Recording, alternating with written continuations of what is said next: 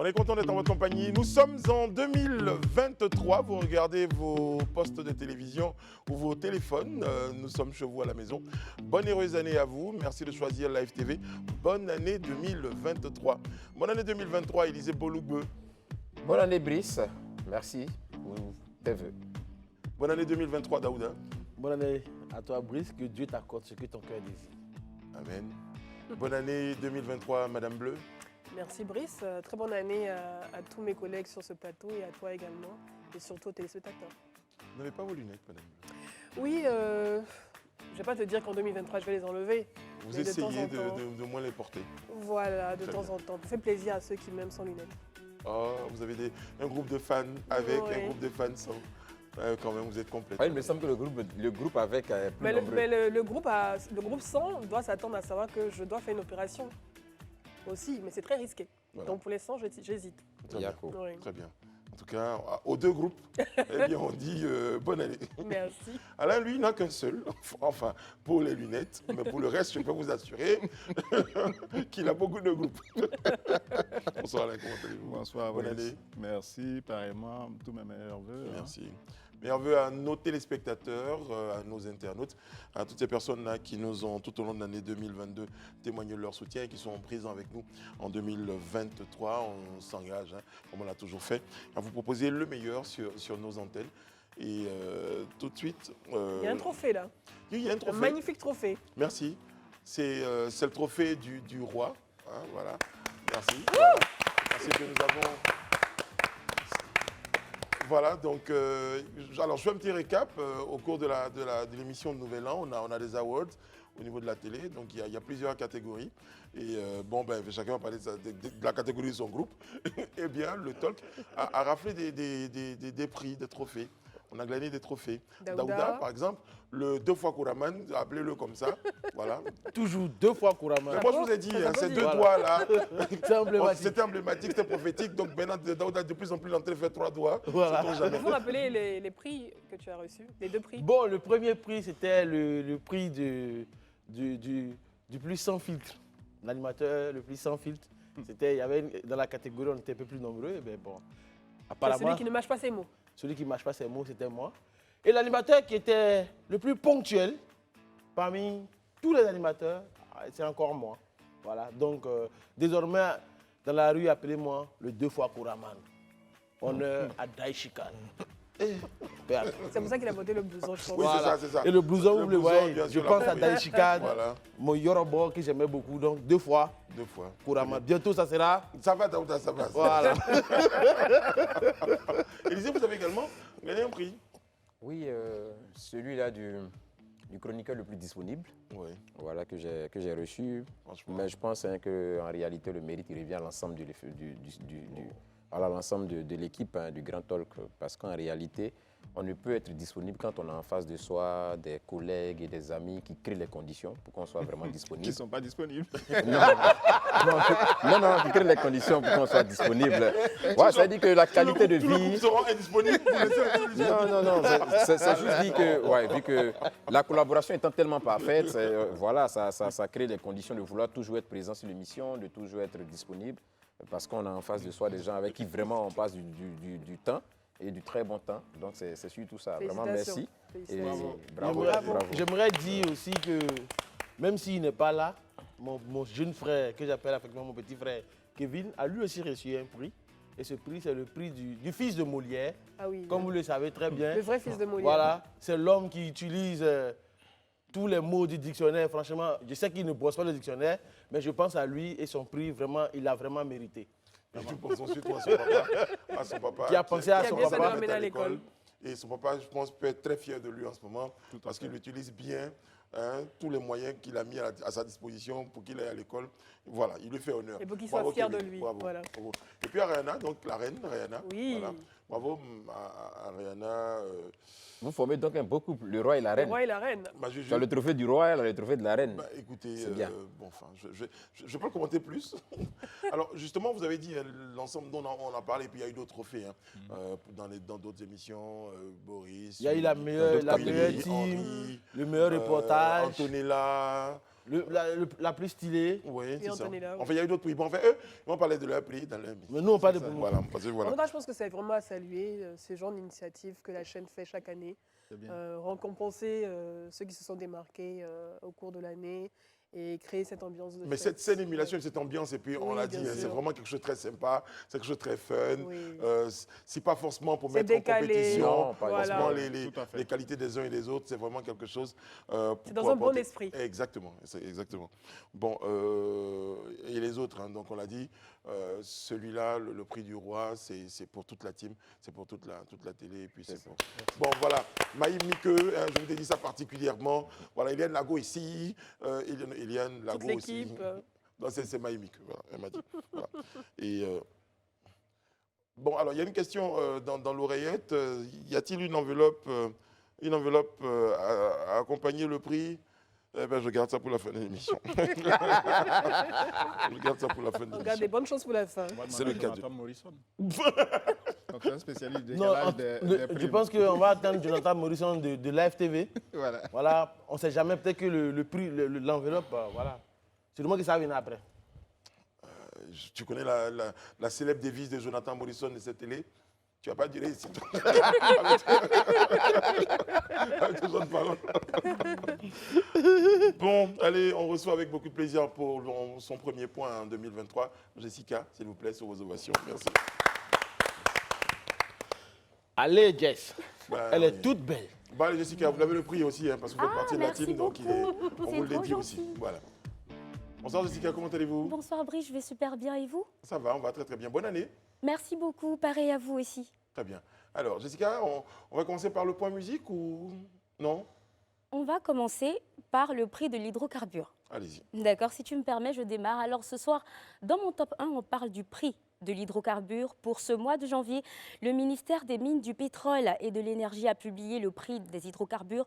Pour la période du 1er janvier au 31 janvier 2023, les prix de l'essence super sans plomb et du gasoil restent respectivement à 775 francs et à 655 francs le litre. Ça, c'était le premier point. Même en constant pour le prix du gaz butane, qui resteront les mêmes en même temps dans cette période, la bouteille de 6 kg reste à 2000 francs CFA et celle de 12,5 kg reste à 5200 francs CFA. Rappelons que les prix de la pompe du carburant en Côte d'Ivoire et du gasoil butane se font selon les dispositions du mécanisme automatique des hydrocarbures sur le marché mondial. On note aussi que le gouvernement ivoirien apporte son appui pour réguler les prix et fixer cela chaque début du mois. Très bien. Bah, c'est une bonne nouvelle, on dirait. Exactement. Ouais. Très très bien. 2023 commence plutôt pas mal, parce que si ça commence avec une augmentation, on se serait posé des questions sur la suite. Mais bon, c'est une bonne nouvelle. Et puis en musique, ça a été beaucoup plus... Festif? Oh, ah. Oui, oh, ah. Avec Et ça annonce très bien mon top 2. On va parler du prince Dadj qui, à Abidjan, les fanatiques de Dadju ont vibré au rythme des mélodies de leur star hier dimanche 1er janvier au Palais de la Culture, d'une déclaration d'amour au peuple ivoirien, à un hommage à feu DJ Arafat et surtout 2 heures de show non-stop. L'artiste franco-congolais Dadju a réalisé une grosse performance à la 4000 places du Palais de la Culture d'Abidjan, resté en ébullition aussi grâce à la contribution d'autres artistes qui sont venus le soutenir, notamment VG Dream, Didi B, Elone. Et après le Palais de la Culture, l'artiste va affronter ce soir le Sofitel Hôtel Ivoire après sa performance d'hier. Le spectacle d'aujourd'hui promet d'être de qualité. Bon show aux personnes qui y sont déjà. Très très bien, Jessica. Nous dès qu'on finit, je pense que ce ne sera pas trop tard pour qu'on aille faire un tour au Palais de la Culture pour Palais des Congrès. des congrès, pardon, pour assister à ce spectacle. C'est bien Non. cela. Et si tu me permets, Oui. je réserve mon 3e point pour souhaiter mes meilleurs vœux à toutes et à tous, et surtout à mes chers aînés tolkiens. Mesdames, messieurs, chez vous, que Dieu porte un regard particulier et bienveillant sur vos projets, sur vos familles, et surtout que cette année soit riche en santé et surtout en opportunités de qualité supérieure. Prenez soin de vous pour nous. Mais Jessica, c'est un concert ou c'est un concert? Comment? C'est un concert ou c'est un concert? C'est un concert. Ouais, Elle n'a ouais. pas compris. On vous expliquera. Ah, je suis pas initiée apparemment. Non, mais c'est pas grave. Mais faut Vous ratez pas grand-chose. Vous ratez pas grand-chose. Je vous du le Daouda, promets. c'est du Au lieu Daouda, vous ratez pas grand-chose. Autant ne même pas chercher à savoir. Ah, parce que ça n'en vaut pas la peine. Sans sa délicatesse merci beaucoup. légendaire, vous ne pouvez pas insister. Vous passez une excellente émission et puis à Merci. vendredi. Merci beaucoup. Bon, allez, les amis, on fait un petit point, hein, avec votre permission et celle de nos téléspectateurs. Un petit point Saint-Sylvestre. Ils ont été nombreux à adresser leurs vœux de Nouvel An. C'est une pratique, c'est une tradition. Et on va commencer par ce que souhaitent les Ivoiriens. On commence par un micro-trottoir et après, on va scruter, décrypter certains vœux de nos hommes politiques, de nos religieux, des personnalités de notre pays. On regarde d'abord ce qu'ont souhaité certains Ivoiriens à propos de cette année 2023. Pour notre pays, la Côte d'Ivoire, je souhaite le développement économique, socio-culturel et puis aussi la cohésion entre peuples. Mes vœux les meilleurs sont prospérité, longévité, succès et puis beaucoup d'argent et surtout moins de problèmes. Que cette année 2023 soit une année de paix en Côte d'Ivoire, une année de paix pour ma famille aussi, le succès, surtout la santé. Moi particulièrement, je prie Dieu que cette année, moi-même j'ai d'abord la santé, surtout que je ne suis pas je ne respire pas la pleine forme.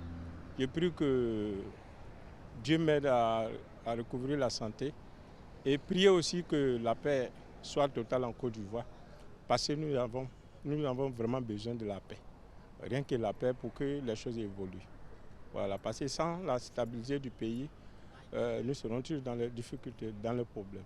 Mes vœux de cette année de 2023, je souhaite beaucoup de bonheur, de bonnes opportunités sur mon chemin, sur ma famille. Je souhaite aussi toute la paix en Côte d'Ivoire et que nous recevons toujours la grâce de Dieu sur notre vie. Je souhaite beaucoup de chance à mes frères ivoiriens, surtout beaucoup de travail en Côte d'Ivoire. Il faut que chacun se débrouille bien pour pouvoir se nourrir sa famille. Et je souhaite beaucoup de chance à tous les jeunes Ivoiriens, surtout à toutes les gruyères, parce que moi-même j'aime ceux qui grouillent beaucoup.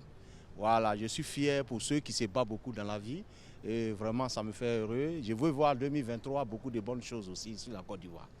La santé d'abord, l'argent et prospérité, la paix et la stabilité.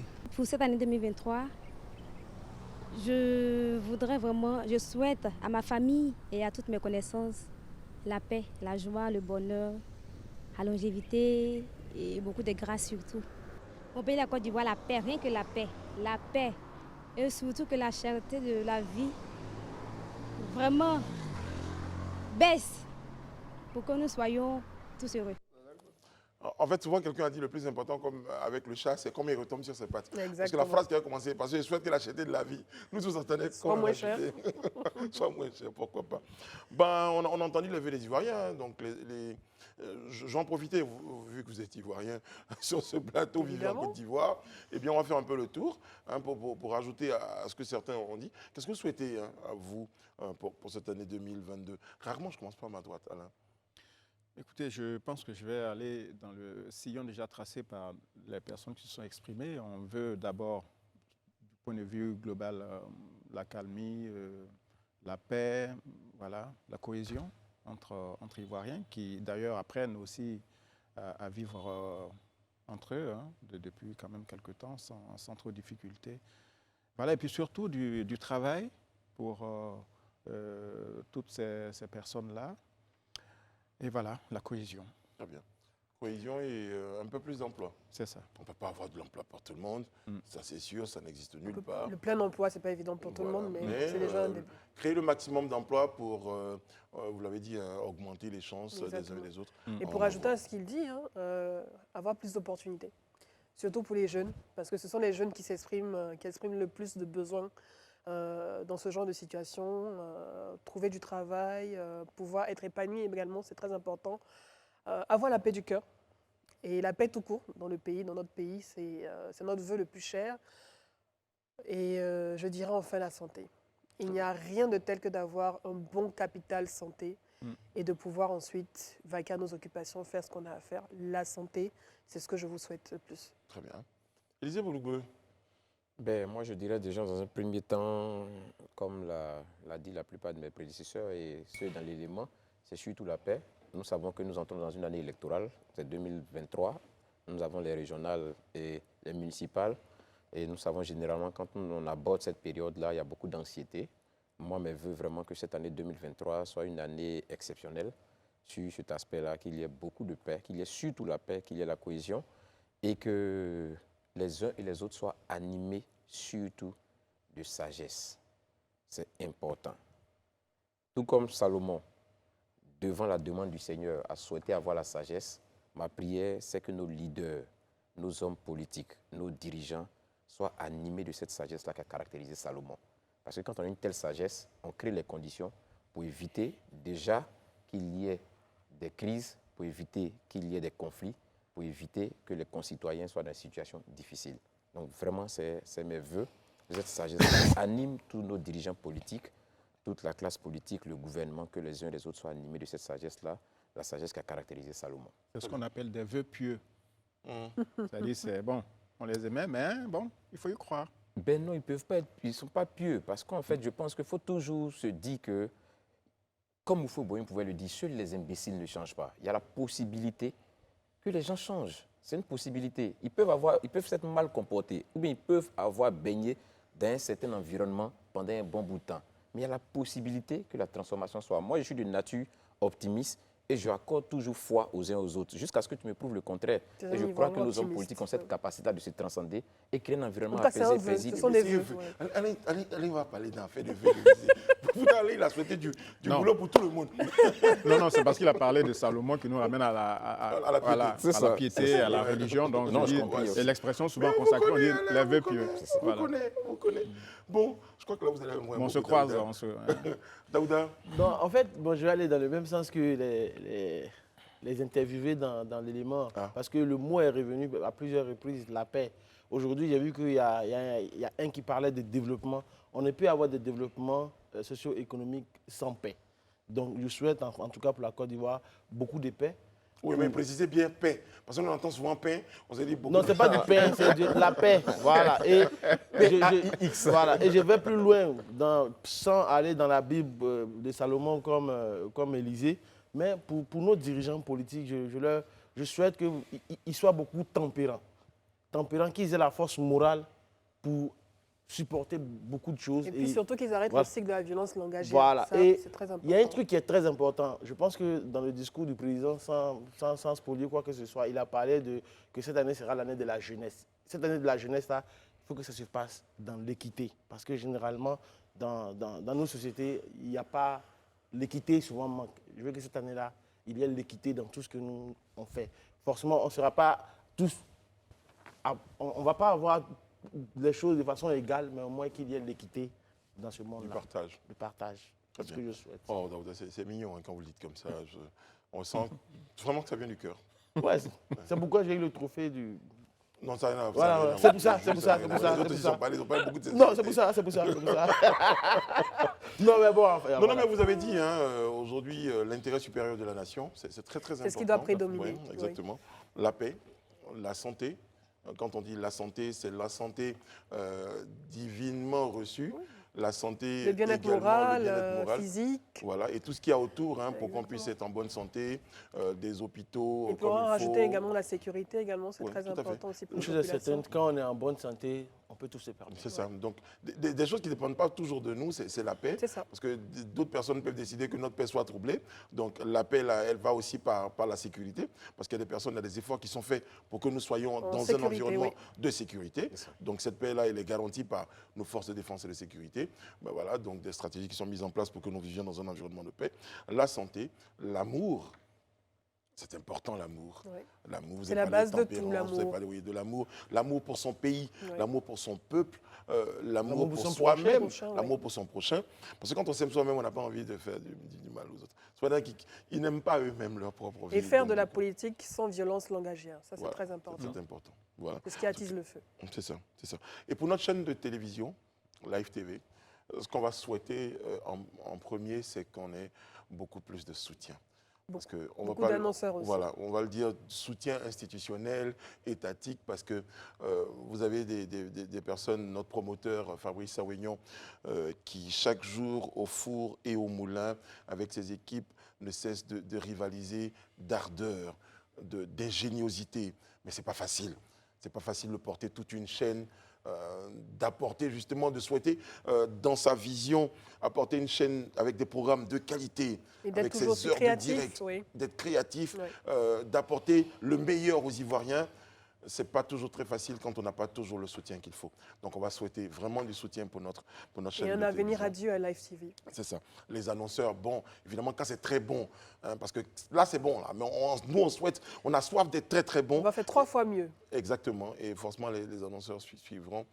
Derrière ça, pour nos téléspectateurs, on souhaite qu'ils soient en bonne santé, qu'ils soient dans la paix, et surtout, qu'ils prennent le temps, souvent, d'aller au-delà de ce qu'ils entendent, voilà, qu'ils comprennent, hein, qu'ils aillent au fond des choses. Mais déjà, merci à nos téléspectateurs qui, depuis, on va dire quoi, quelques années, sont à nos côtés, sont fidèles, sont loyaux, sont proactifs, qui participent à nos émissions. Ils font des retours, oui. Qui parlent de nous aux autres. Parce que même les autres, ils nous regardent, mais il faut qu'on parle de nous aux autres aussi. Exactement. Donc à tous nos téléspectateurs, franchement, du fond du cœur, on vous dit merci. Merci. Merci beaucoup pour nos téléspectateurs. Et que 2023 soit une année de télévision plus radieuse, plus majestueuse, plus glorieuse, exactement, comme on dit. Bon, et comme nous, il y a des personnalités qui ont émis des vœux. Vous avez, pour la plupart, autour de cette table-là retenue, on va checker un peu. Vous avez des vœux d'homme politique, Élisée Bologbeu? Homme politique. Ou vous avez préféré des religieux, vous? Non, les hommes politiques, si on en a eu. Le cardinal Coutois, on va commencer par lui, par exemple.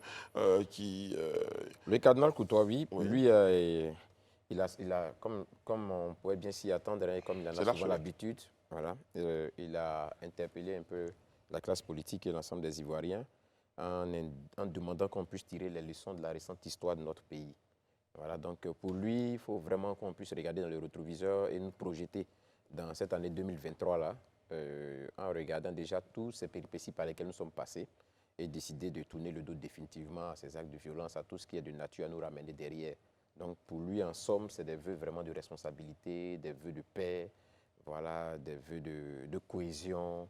C'est un peu ça. Il, en sa qualité d'homme de Dieu, éventuellement, il a prié pour que la paix vraiment s'installe dans les cœurs, pour que l'Esprit Saint prenne possession du pays. Très bien. Donc c'est déjà une bonne chose. Et je constate qu'il a vraiment beaucoup insisté sur le point de la politique. Hein. Quand je parle de politique, faire de telle sorte que le cycle de la violence puisse s'arrêter, que, comme tu l'as dit, les hommes politiques prennent également leurs responsabilités, parce que qu'on le veuille ou pas, même si on ne fait pas de la politique a un impact sur nos vies, a un impact sur la vie de la nation, a un impact sur la stabilité dans la nation. Et dans son discours, il a vraiment insisté sur le fait qu'il faut arrêter les intimidations et les autres incidents isolés, pendant les meetings également, pendant les rassemblements à caractère politique. Il faut prendre conscience de la paix, parce que c'est notre plus important capital, mais il a vraiment insisté sur les élections à venir, qu'elle doit être symbole de paix, parce qu'on a eu le dialogue politique, il y a eu beaucoup d'acquis en 2022 et ces acquis doivent être préservés. Et je pense que son message, et j'espère que son message de vivre ensemble a été entendu par tous. Ils ont entendu pain également. La paix. Non. Alain, vous avez un message d'un homme politique? Oui, de Jean-Luc Billon, du PDCI, hein, qui demande aux Ivoiriens de savoir faire le bon choix. Bien entendu, il a une pensée très claire vers les élections locales de cette année. Et il insiste sur le fait que la gouvernance actuelle ne peut pas faire avancer le pays et que pour le développement, il faut que les électeurs fassent le choix des candidats du PDCI. Mais il insiste quand même sur un point important, c'est de préserver la paix. Que tout ce processus, qu'il considère comme un processus vers la démocratie, doit se dérouler dans un climat pacifique. Très bien. Vous? Moi, c'est le message de, comment on appelle ça, Arrête Lagou qui a attiré mon attention, parce que selon elle, elle a dit qu'elle souhaitait, ce qu'elle a souhaité pour les Ivoiriens, c'est que 2023 devait être l'année de l'élévation nationale. Parce qu'elle s'est félicitée de ce qu'aujourd'hui, depuis 2010, cette crise est derrière nous, le développement est en train d'arriver, et que chaque année, les élections, en fait, ne doivent pas être une période de crise entre Ivoiriens. Donc chaque parti politique doit se mettre au-dessus de la mêlée. C'est le moment en fait où il doit y avoir une saine émulation sur la scène politique, où on doit s'affronter pour mesurer la cote de popularité de chacun. Après ça, on passe à autre chose, la vie continue. Et ce message, ça m'a vraiment touché. Et j'espère que ce message sera entendu par tous les hommes politiques de la Côte d'Ivoire. On aura l'occasion de décrypter le message de fin d'année du chef de l'État. Mais avant, Madame Bleu, il y a également le message du président Henri Konan Bédié qui, lui, souhaite que le dialogue politique se poursuive et soit Beaucoup plus plus inclusif. Et plus inclusif. Et pour lui, en tout cas, il reste confiant. Donc, il considère qu'il a joué sa partition, que son parti également a joué sa partition donc, dans le processus de dialogue politique. Et on constate dans son adresse, dans ses vœux, qu'il veut accompagner ce processus de paix, qu'il veut accompagner également ce processus de paix dans ces élections à venir. Donc la machine, on va dire qu'elle est en marche. Et il appelle à tous, donc tous les autres hommes politiques, à leur responsabilité. Et surtout, bon, on va dire que c'est une petite pique, hein. Il a surtout appelé également à sa responsabilité la Commission électorale indépendante, donc la CEI, à œuvrer afin de créer les conditions de la tenue des élections justes et transparentes. Voilà. Très bien. Vous avez un message de Charles Blégoudet? Non, je n'ai pas de message particulier de Charles Blégoudet. Avant qu'on termine, je voulais juste faire un clin d'œil au message du révérend Dion Robert. Dion Robert, qui est le président de l'église baptiste Rémission, qui a révélé à la nuit du réveillon, à la veille du réveillon, que 2023 annonce une ère nouvelle pour l'Afrique et pour le monde. Et il s'est appuyé sur des versets bibliques pour le dire, mais en plus, il a fait une démonstration disant que 2023, il a décomposé l'année 2 plus 0 plus 2 plus 3, qui est égal à 7, et qui, bibliquement, voudrait dire le chiffre de Dieu, le chiffre de la perfection. Oui. Donc, il dit que cette année sera une année particulière pour non seulement la Côte d'Ivoire, pour l'Afrique. En tout cas, que Dieu l'entende. On le souhaite. On a également entendu le message du pasteur Mohamed Sanogo, qui, pour la Côte d'Ivoire et l'Afrique et également le monde, souhaite beaucoup plus de paix. Je crois que le mot qui... C'est la paix, c'est la paix tout simplement. C'est le plus important capital pour une nation. Très bien.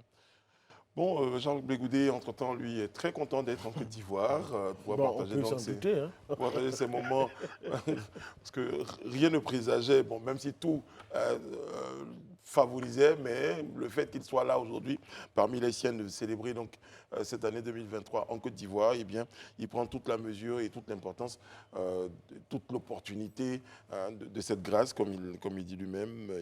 Il savoure, il savoure. Et si je reviens juste sur la fin de son message, et on en parlait lorsqu'il visite, il nourrissait ses moutons, ses bêtes dans son enclos.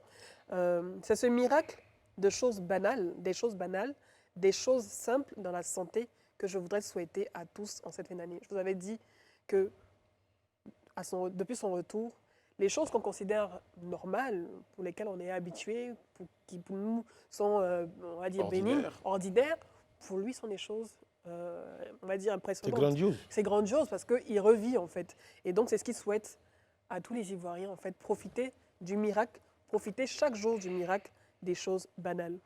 C'est ça, exactement. Quelqu'un disait également que le bonheur réside dans les choses simples de la vie. Exactement. S'émerveiller toujours de la beauté des choses. C'est ça, être avec des personnes qu'on aime, exactement, nos proches, pouvoir nourrir des bêtes, c'est pas toujours évident. Quand tu as fait 10 ans sans même voir une bête, quand vous la voyez, eh bien, vous vous dites waouh. Tu lui parles, vous lui parlez en plus. Oui, ça arrive de parler. Non, je pense qu'il ne parlait pas aux bêtes. C'est une boutade. C'est une boutade. Elle est humoriste. Moi, je suis sarcastique en fait. Voilà. En fait, je pense que tu as envie de suivre Brice quelque part au Gondouan. Non, mais c'est ça, je la forme. Je crois qu'il a des... Fin 2023, je te rejoins. Mais chez nous, on pourrait résumer ce que Blégoudet a dit avec l'analyse que vous faites. Par cette phrase-là, le bonheur n'aime pas les choses compliquées. Voilà, tout simplement. Merci, Élisée. Élisée, tu es bien. C'est pas pour rien que c'est ton beau. Exactement. Le Yakuba Power. Entre-temps, le GSPM a travaillé. C'est ça. Et il continue de travailler. Donc, petit bilan des activités opérationnelles pour l'année 2022. On regarde 32 937 interventions enregistrées en 2000. Plus 7% oui, par rapport à l'année 2021. C'est ouais. Wow. Et 23 000... Comment on interprète ce bilan, Élisée, à votre avis, avant Daouda? Déjà, moi, je veux dire qu'on se base sur les faits. 32 937 interventions, soit 7,2% de plus que 2021. On note donc juste qu'il y a eu plus d'interventions que 2021. Donc, s'il y a eu plus d'interventions que 2021, c'est-à-dire qu'il y a eu plus de cas. S'il y a eu plus de cas, on n'aurait pas forcément dit que c'est parce qu'il y a eu beaucoup plus d'irresponsabilité, je ne dirais pas ainsi. Mais déjà, le fait, c'est qu'il y a eu plus de cas, il y a eu plus d'interventions du GSPM. Mais je me dis que ça peut se comprendre sous deux angles. Soit, effectivement, les Ivoiriens, dans la grande majorité de ces cas-là, n'ont pas forcément adopté les bons réflexes de civisme. Mais ça peut être aussi dû au fait peut-être que le GSPM a reçu plus d'équipements qui lui permettent d'être beaucoup plus opérationnel que par le passé. Je pense que c'est ce point qui a voilà, noté. Donc vraiment, c'est soit l'un, soit l'autre. Mais comme tu le dis si bien, on a tous vu un peu hein, les dotations, les moyens routiers, les moyens mobiles qui ont été mis à la disposition du GSPM, plusieurs autres équipements en tout cas que le GSPM a reçus, certainement qui l'ont fait monter en puissance en termes opérationnels. Donc je crois que c'est ce qui a fait qu'en termes de nombre d'interventions, ça a été beaucoup plus efficace cette année. Mais bon, on ne perd pas aussi de vue qu'il faut toujours sensibiliser aussi les Ivoiriens à adopter des attitudes responsables pour éviter vraiment que les cas ne continuent de flamber, mais qu'on diminue plutôt les interventions du GSPM et qu'on les oriente vraiment sur des cas beaucoup plus urgents, comme j'ai souvent l'habitude de le dire. C'est ça. En tout cas, un autre plaidoyer. Hein. Déjà, félicitations au mouvement des sapeurs-pompiers militaires, à l'ONPC et à l'ensemble des forces de défense et de sécurité. Le travail d'arrache-pied. Oui, parce qu'avec les différentes opérations, éperviers, police recours, qui travaillent d'arrache-pied. On l'a vu, hein, même quand nous étions en train de célébrer le Nouvel An, où c'est des personnes qui étaient à la tâche. À côté de ça, il y a le corps médical, hein, qu'on félicite également. Qui était de garde. Exactement, voilà. Et puis, voilà. J'ai un petit sourire quand je pense à tous ces noms d'opérations. Épervier, Espadon, Betrabé. Betrabé 2. Betrabé 2. Décidément. Pourquoi vous souriez? Non. Il n'y a pas de lien en plus. C'est ça que je cherche. Non, ça me passait à l'esprit comme ça. Je me posais un peu de questions. Qu'est-ce qui motive en fait le choix un peu de ces noms? C'est des termes souvent stratégiques. Voilà, épervier, pour vraiment des défenses. Voir survolé, plus détendu. Espadon, c'est un dispositif qui a été mis sous la façade maritime. Vous suivez la façade maritime depuis les 500 km quand même de côte. On voit un peu la rapidité, la manière d'interagir. Mais et puis il y a aussi la vue globale en fait. Et je pense que même les Français... C'est aussi le nom d'une opération française. Voilà, généralement même les Français quand ils viennent pour des opérations, ça porte toujours généralement le nom d'un animal. Même la licorne, c'est un éléphant des anciens temps. Un cheval. Oui, cheval. Ouais, avec une corne ici, là. Voilà. C'est ça. Maintenant, Betrabé 2. On va vous attraper. Ça, on l'a dit clairement. Quand on a dit non, Luc. Mais Betrabé, par contre, ce n'était pas une opération, c'était une séance d'entraînement, en fait. Vous l'avez dit. Ouais, vous l'avez dit qu'on s'entraîne pour vous attraper. Voilà. 2. Une deuxième fois, parce qu'on a attrapé des terroristes à Bassam le 13 mars, qui ont même été jugés. On les a attrapés une fois. On peut les attraper une deuxième fois. Il y aura Betrabé 3. Voilà. Non, espérons qu'il n'y ait pas 3. Ouais, c'est ça. Espérons. C'est ça. Croisons les doigts.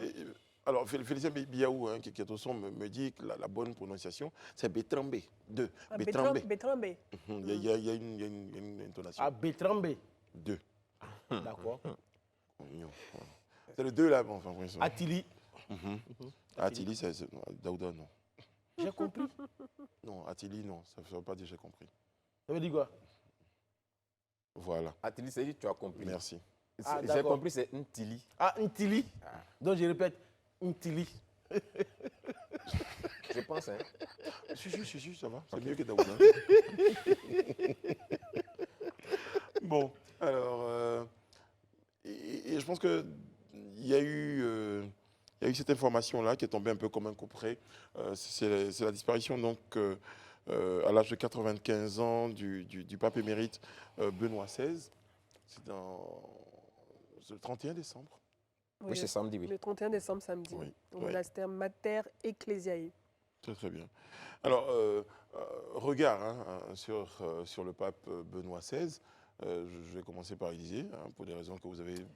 Oui, le pape Benoît XVI reste quand même un personnage, je dirais, singulier parmi les papes, parce que, de mémoire, peut-être que je vais bien fouiller les livres d'histoire, mais c'est le pape qui avait démissionné. Il a été le tout premier. Le tout premier, voilà. Souverain pontife a renoncé à son Saint-Office. A renoncé à son Saint-Office, comme vous le dites si bien, et ça avait marqué vraiment l'histoire. Tout le monde était un peu surpris. On se posait la question, qu'est-ce qui avait motivé vraiment qu'il renonce à cela. Bon, on avait entendu en son temps toutes sortes de commentaires. Certains avaient estimé que c'est parce qu'il avait des soucis de santé, d'autres avaient dit non, c'est parce qu'il était contesté par une partie, en tout cas, du clergé. Bon, il y avait beaucoup de supputations. En tout cas, il avait retenu l'attention à cause, par exemple, par ses prises de position. C'est ça. Il avait dénoncé un certain nombre de choses. Oui, il avait été quand même la corruption. Quelqu'un je dirais, qui avait le langage un peu beaucoup plus dur, un peu de tous les papes qui s'étaient succédés jusque-là. Il avait un langage un peu beaucoup plus sévère, plus dur, et il s'en prenait aussi, je ne dirais pas qu'il s'en prenait, mais il s'adressait beaucoup quand même aux hommes politiques à travers le monde, qui il interpellait régulièrement vraiment sur la nécessité de s'intéresser beaucoup plus au peuple, à ceux-là qui sont moins nantis, qui sont les plus vulnérables, parce que cela est important. Et c'est pour lui, c'est la mission vraiment du souverain, c'est la mission du leader, celui-là que Dieu met en responsabilité, a pour objectif ou a pour devoir de s'occuper des plus défavorisés, des moins nantis, des plus vulnérables. Donc, il a marqué son histoire, son passage aussi avec vraiment ces prises de position-là. Et comme je le dis, le fait qu'il ait renoncé à son statut de pape, contrairement à ce qui avait été fait jusque-là. Donc, c'est vraiment la mort d'un personnage, de la disparition d'une grande personnalité. Il ne restera jamais dans l'histoire, comme je le dis pour ce qu'on sait, pour le fait qu'il a été le premier pape à démissionner. Mais au-delà de ça aussi, au-delà du fait qu'il a été le premier à démissionner, son franc-parler, sa franchise et ses prises de position souvent tranchées. Quoi. Très bien. En tout cas, les obsèques du pape François donc, auront lieu le 5 janvier prochain. Et donc, ces funérailles seront présidées donc, par le pape François, donc, qui a été donc, le successeur, l'actuel pape successeur du pape Benoît. Un mot, Alain, sur le pape Benoît? Oui, bon, écoutez, je sais qu'en 2002, l'année dernière, il avait demandé publiquement pardon. L'année dernière, 2021 alors. En 2022. 2022, parce qu'il avait eu connaissance d'actes d'agression sexuelle et il avait dissimulé ces faits-là.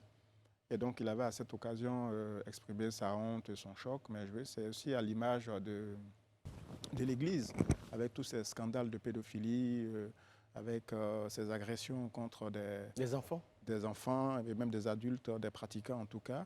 Et tout cela ne donne pas toujours, en tout cas forcément, une bonne image à cette Église. Donc lui, une fois à la retraite, donc après sa démission, il s'est publiquement exprimé au cours d'enquêtes lancées par le Vatican, où il a reconnu effectivement qu'il y a quelques décennies, il avait eu connaissance d'actes ignobles. Et apparemment, bon, voilà. Donc je pense que c'est l'un des points que je retiens. Je veux aussi dire qu'il y a un fait plus ou moins insolite qui s'est produit à l'annonce de son décès. En tout cas, pour constater son décès, comme c'est la tradition, l'une des traditions au Vatican, les responsables ont dû prendre un petit marteau, pour taper sur sa tête pour savoir s'il était vraiment décédé. Voilà, donc ça, ce sont encore nos traditions. En plus des chaussettes rouges. En plus des chaussettes rouges et autres. Qui sont propres au Vatican. Voilà, c'est toujours extraordinaire. Wow. Okay. Oui, c'est juste qu'il convient de rappeler, là, je viens d'être interpellé, en fait, il est le deuxième pape dans l'histoire à démissionner. Le premier, il l'a fait au XVe siècle, en 1415, je crois. 6 siècles, oui, je crois que voilà. c'est 6 siècles. Donc, c'est le premier, le second dans l'histoire du Vatican. Voilà. Bon, alors, j'ai une confirmation donc, à propos, il demandait pardon aux victimes, donc un geste du pape émérite donc, qui était dans sa lettre, vous en parliez, Joseph Ratzinger, donc assuré n'avoir jamais couvert de prêtre pédocriminel. Je voulais juste un peu préciser cela aussi. Voilà. Bon, ben voilà, donc on va Qu'il repose en paix. On va évoluer vers la vidéo du jour, et notre vidéo du jour, on la regarde et on va la commenter. On vous ramasse dans vos bacs à thé là pour vous envoyer à la police. Même pas le minimum de respect vis-à-vis des gens. N'importe quoi. Tu vas venir m'insulter. C'est ta camarade. Non, faut parler. Comme ça, tu parlais là. Non. Façon tu parlais là, faut parler comme ça. Façon tu parlais là, faut parler comme ça. Faut parler comme ça, on va attendre maintenant. Mais toi, tu es une vraie comédienne quoi. Tu m'insultais. Insulte-moi maintenant, on va écouter. Insulte-moi, on va écouter. Insulte-moi maintenant, on va écouter, madame. Faut parler. Donc tu as peur. C'est scandaleux. Ouais. Je sais que vous avez bien planté les décors, hein, Élisée. Rappelez-nous dans quel cadre cette vidéo, c'est la Direction générale de la police nationale. Oui, la Direction générale de la police nationale qui l'a rendue publique aujourd'hui. La dame qu'on ne voit pas, dont on ne voit pas le visage dans la vidéo, mais qui s'adresse à l'agent de police, a été interpellé, ainsi que 2 autres personnes, donc 3 au tout, suite à cette vidéo-là. C'est des faits qui ont eu lieu le vendredi, selon la direction générale de la police. Et donc, à la suite de la divulgation de cette vidéo, paraît-il que c'est elle-même qui est en train de proférer des injures, c'est elle-même qui a filmé la vidéo et qui l'aurait partagée dans un groupe de famille, WhatsApp, un groupe WhatsApp de famille. Et au final, la vidéo se serait retrouvée vraiment dans le domaine public. Et la police, à la suite de cette divulgation de la vidéo-là, a mené ses investigations et interpellé 3 personnes, notamment celle qui a filmé et donc qui proférait des injures. Et puis 2 autres personnes, je crois qu'ils font partie aussi de son environnement. 2 personnes qui auraient relayé. Voilà. Oui, parce c'est lorsque la direction générale de la police me dit. Donc, elle a filmé la vidéo. Elle a ensuite balancé la vidéo dans un groupe de famille, un groupe WhatsApp de famille. Et donc, de ce groupe-là, il y a eu des relais. Voilà, il y a eu des relais jusqu'à ce que la vidéo se retrouve sur TikTok. Oui. Mais là, on voit clairement donc, cette dame-là en train de proférer des injures. En tout cas, cette partie de la vidéo présente donc cette dame en train de proférer des injures. Conséquence, elle a été donc interpellée. Interpellée, oui. Voilà. Avec 2 autres personnes également qui sont sur la photo. Donc 2 autres personnes qui ont relayé la dite vidéo et elle-même également qui a été interpellée pour les propos injurieux qu'elle a tenus. Donc les chefs d'accusation portent sur rébellion et publication de données à caractère personnel. Et je crois qu'il y a un autre chef d'accusation également, fausse, voilà. Et information portant atteinte à l'image, en fait.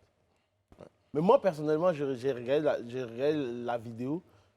La question que ça me pose, c'est l'épineuse question des caméras piétons qu'on doit... il faut doter la police nationale de ces caméras-là. Parce que quand on voit la vidéo, moi j'ai regardé la vidéo, sincèrement, je dis, c'est un bout de vidéo qu'on voit en fait. Parce que là, il dit, de la partie où, la dame dit, quand tu m'insultais, lorsque tu m'insultais, pourquoi il faut insulter maintenant? Du coup, dans la vidéo, on ne voit pas l'agent de police parler. Donc, sincèrement, on n'a que la partie où la femme sort sa caméra. C'est pour cette raison que lorsqu'on faisait le débat ici, généralement sur le plateau, je disais que moi, dès l'instant qu'un policier m'arrête, avant même de baisser la vitre, je mets ma caméra en marche pour que ça, de bout en bout en fait.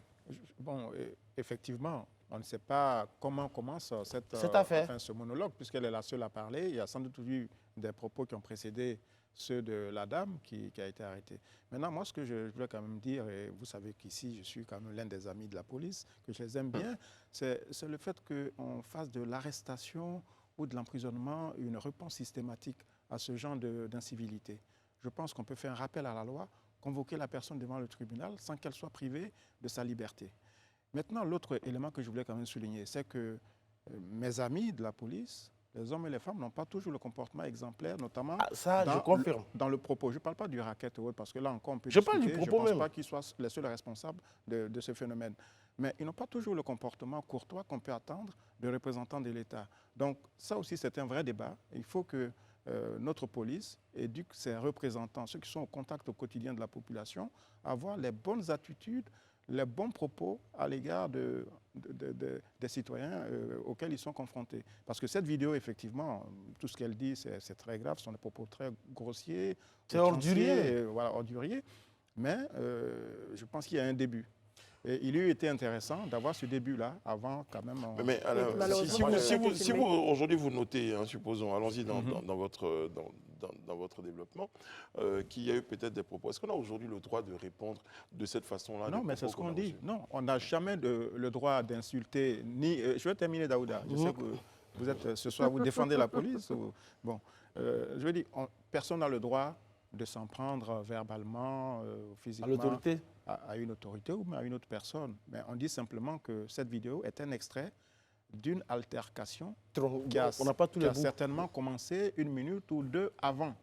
Voilà. Maintenant, moi, je parle d'un contexte général où le représentant de l'État, c'est-à-dire celui qui est considéré comme la force censée établir ou maintenir l'ordre, doit aussi avoir un comportement tempéré, modéré.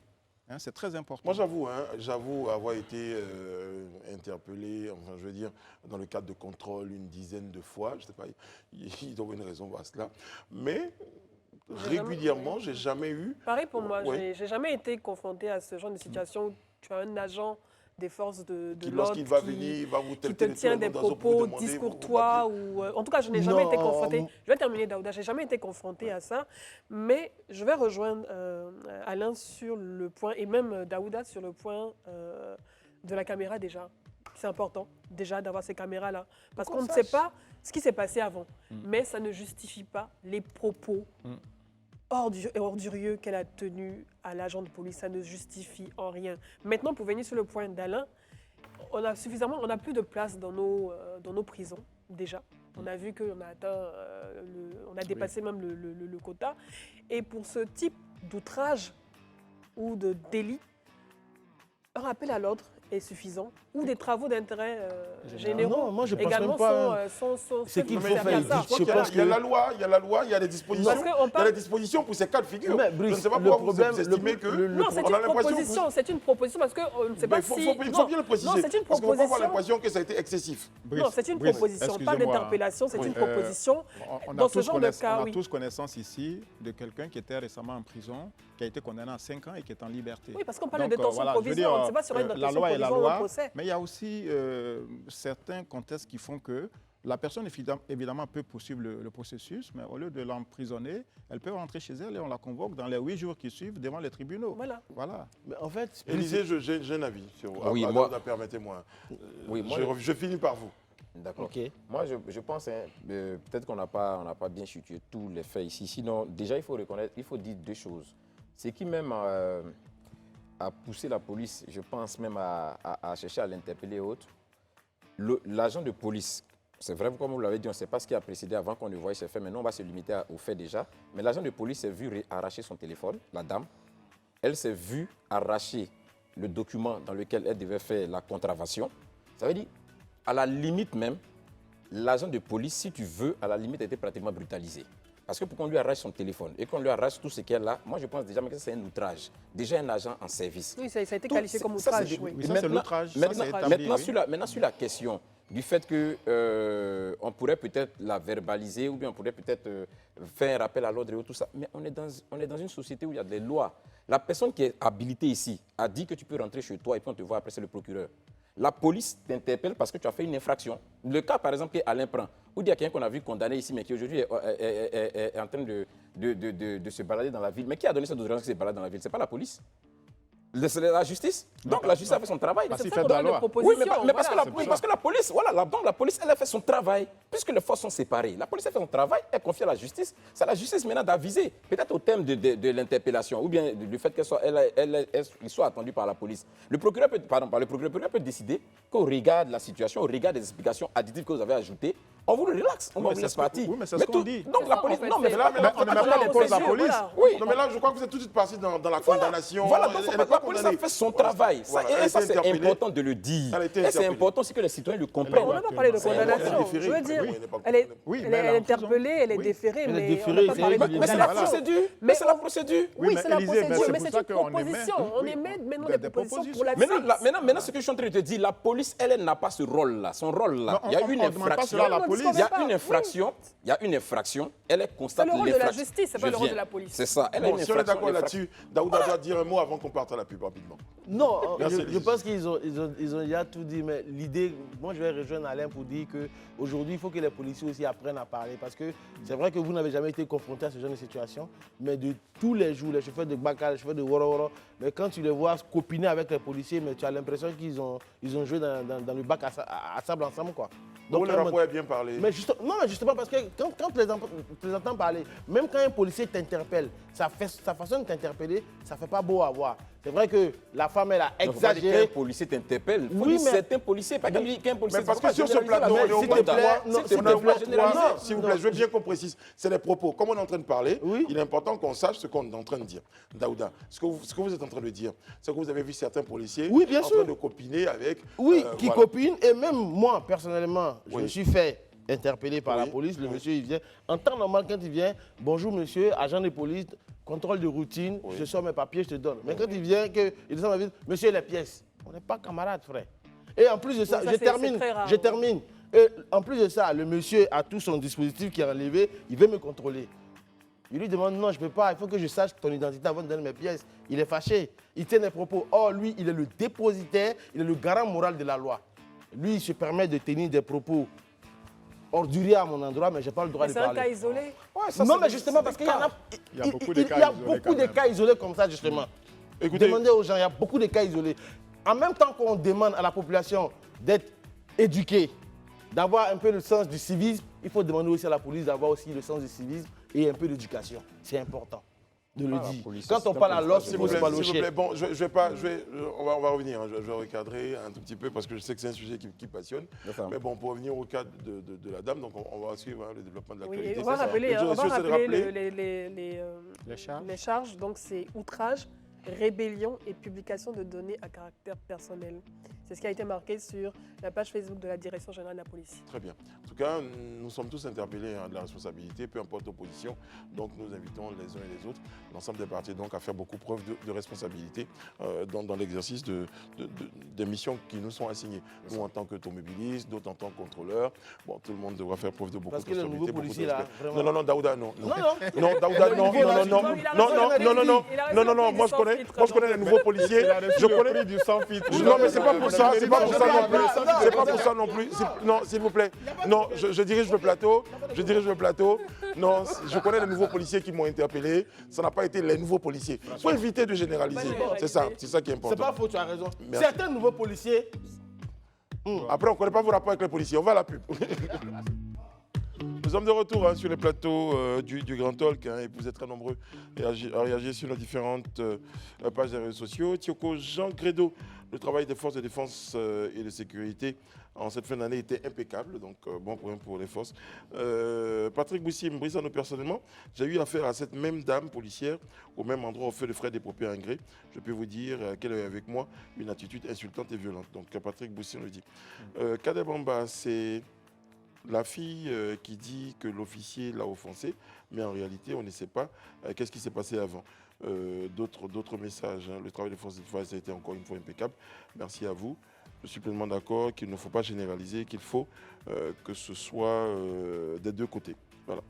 Voilà, donc certains messages ont été postés par nos amis internautes. Lucien Nda, Pierre Bogui, Tidiane Doumbia, Ulrich Kwame, Kader Bamba, Bambis Caston. Et si tu me permets, je pense qu'il faut rappeler aussi aux internautes qu'ils ont la possibilité, lorsqu'ils se retrouvent confrontés à un cas d'injustice face à un élément des forces de l'ordre, de pouvoir se rendre au tribunal militaire d'Abidjan pour également porter plainte. Le tribunal militaire d'Abidjan est là pour ça. Ça pose un véritable problème. Parce que généralement, quand tu as un conflit avec un policier, si tu n'as pas de preuves matérielles pour le prouver, mais ta parole ne vaut rien face à un agent de force de l'ordre. Ce n'est pas une raison qui va faire de telle sorte qu'on ne va pas aller rien. Porter plainte au tribunal militaire d'Abidjan. On a le droit. Voilà. Donc vous prenez votre vidéo. Si vous avez filmé avec votre téléphone, vous prenez la vidéo, vous partez au tribunal militaire, ce que veut dire, et vous présentez votre vidéo. C'est une preuve. Mais si vous ne pointez au tribunal, un policier m'a insulté. Voilà, il faut avoir des éléments. Bon, il faut avoir des éléments quand même. Dans tous les tribunaux du monde, si vous portez plainte contre quelqu'un, vous demandez un peu de preuves quand même. Bon, moi, une chose je suis, comme on a fini le sujet, c'est que je demande aux uns aux autres, dans votre voiture, on ne vous demande pas. Dès qu'il y a une situation, filmez et gardez ça pour vous. Si ça ne va pas, allez au tribunal militaire. Clairement, ne diffusez plus sur TikTok, Facebook ou Instagram, comme vous voulez. Mais protégez-vous. Parce que face aux policiers, votre parole ne vaut rien. Les amis, je vous ai laissé terminer. Et puis la chute. Mais pourquoi vous pensez que la parole aujourd'hui, quand elle est avérée d'un citoyen face à un policier, ne vaut rien?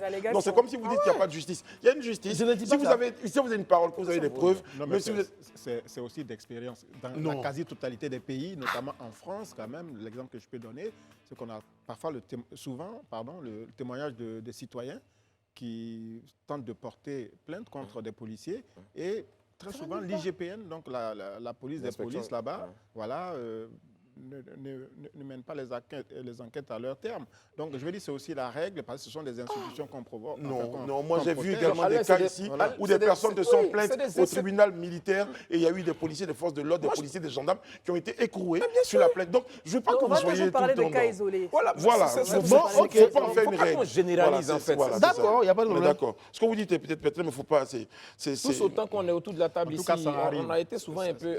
On a eu souvent mal à partir, mais bon. En tout cas, je suis le jargon, dans le jargon de la police, chien mange pas chien.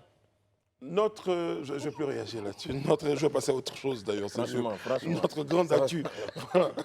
On va évoquer la question des 46 soldats ivoiriens détenus.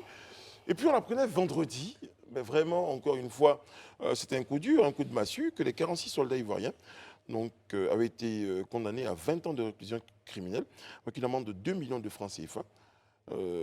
Et puis, pour les 3 femmes relâchées, après donc une médiation togolaise, elles ont été, ces dames, condamnées à une peine de mort, avec une amende de 10 millions de francs CFA. Daouda, tu vas t'exprimer? Oui, mais ça fait rire en fait. On est tombé des nues, en vrai.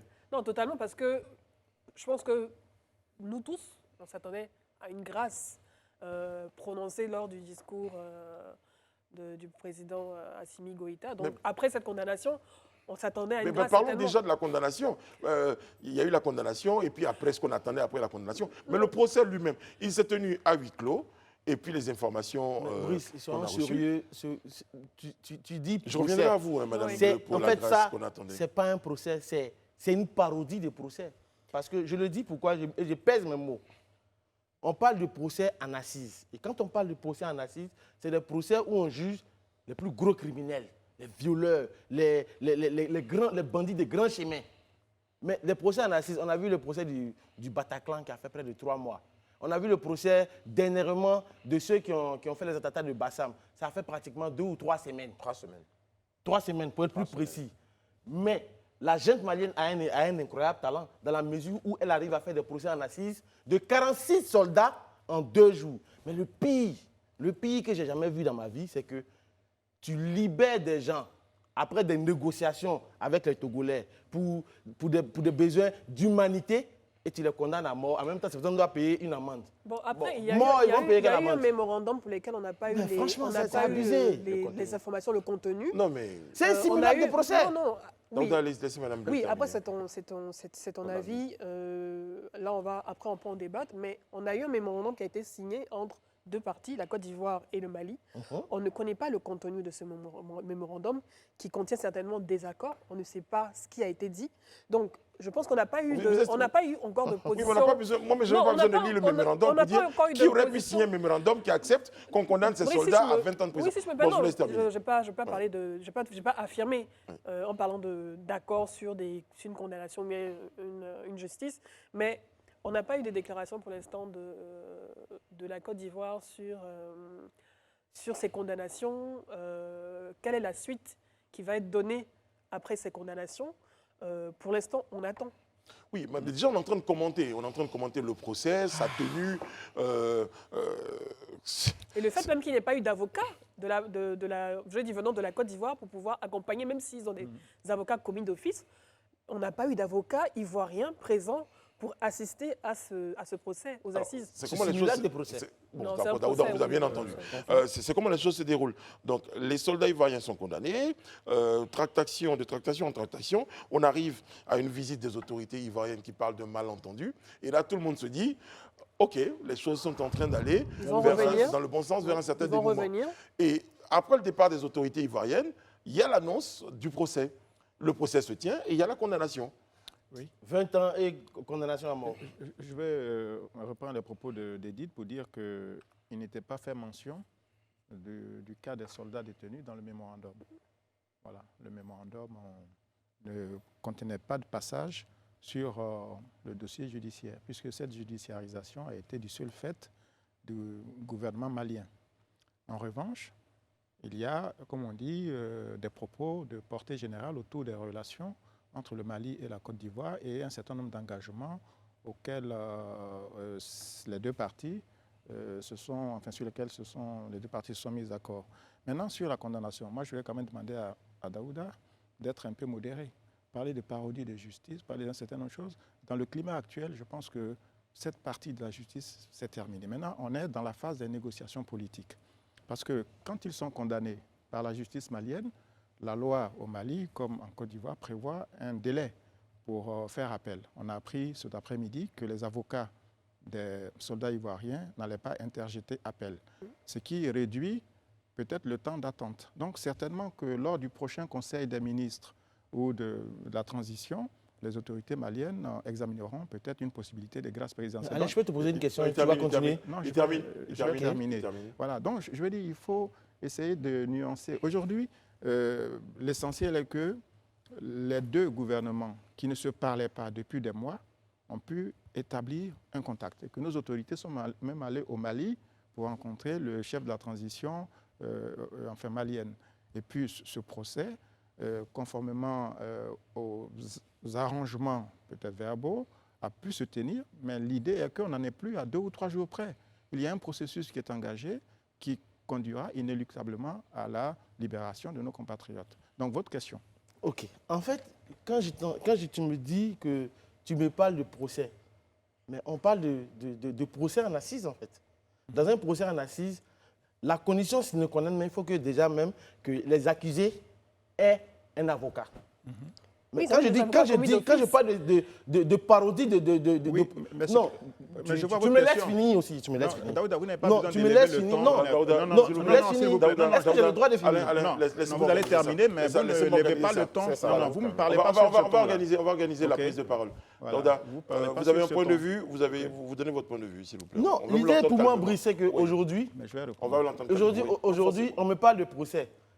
Des procès en assises, j'ai même donné des exemples de procès en assises qui prennent du temps. Pour chaque personne, il faut un avocat, il faut du temps, il faut décortiquer tout le dossier point par point. On parle des 46 soldats que vous avez jugés en 2 jours et tu me parles de procès, mais je ne peux pas laisser Alain dire des choses comme ça. Donc c'est une parodie et je le répète encore, je ne pèse pas mes mots. C'est une parodie de procès, je le dis, je l'assume. Vous l'avez dit une fois, on l'a entendu. Mais je le dis. Je pense qu'on l'a entendu. C'est toujours bien de parler des choses dont on a pleinement connaissance. Mais bien sûr.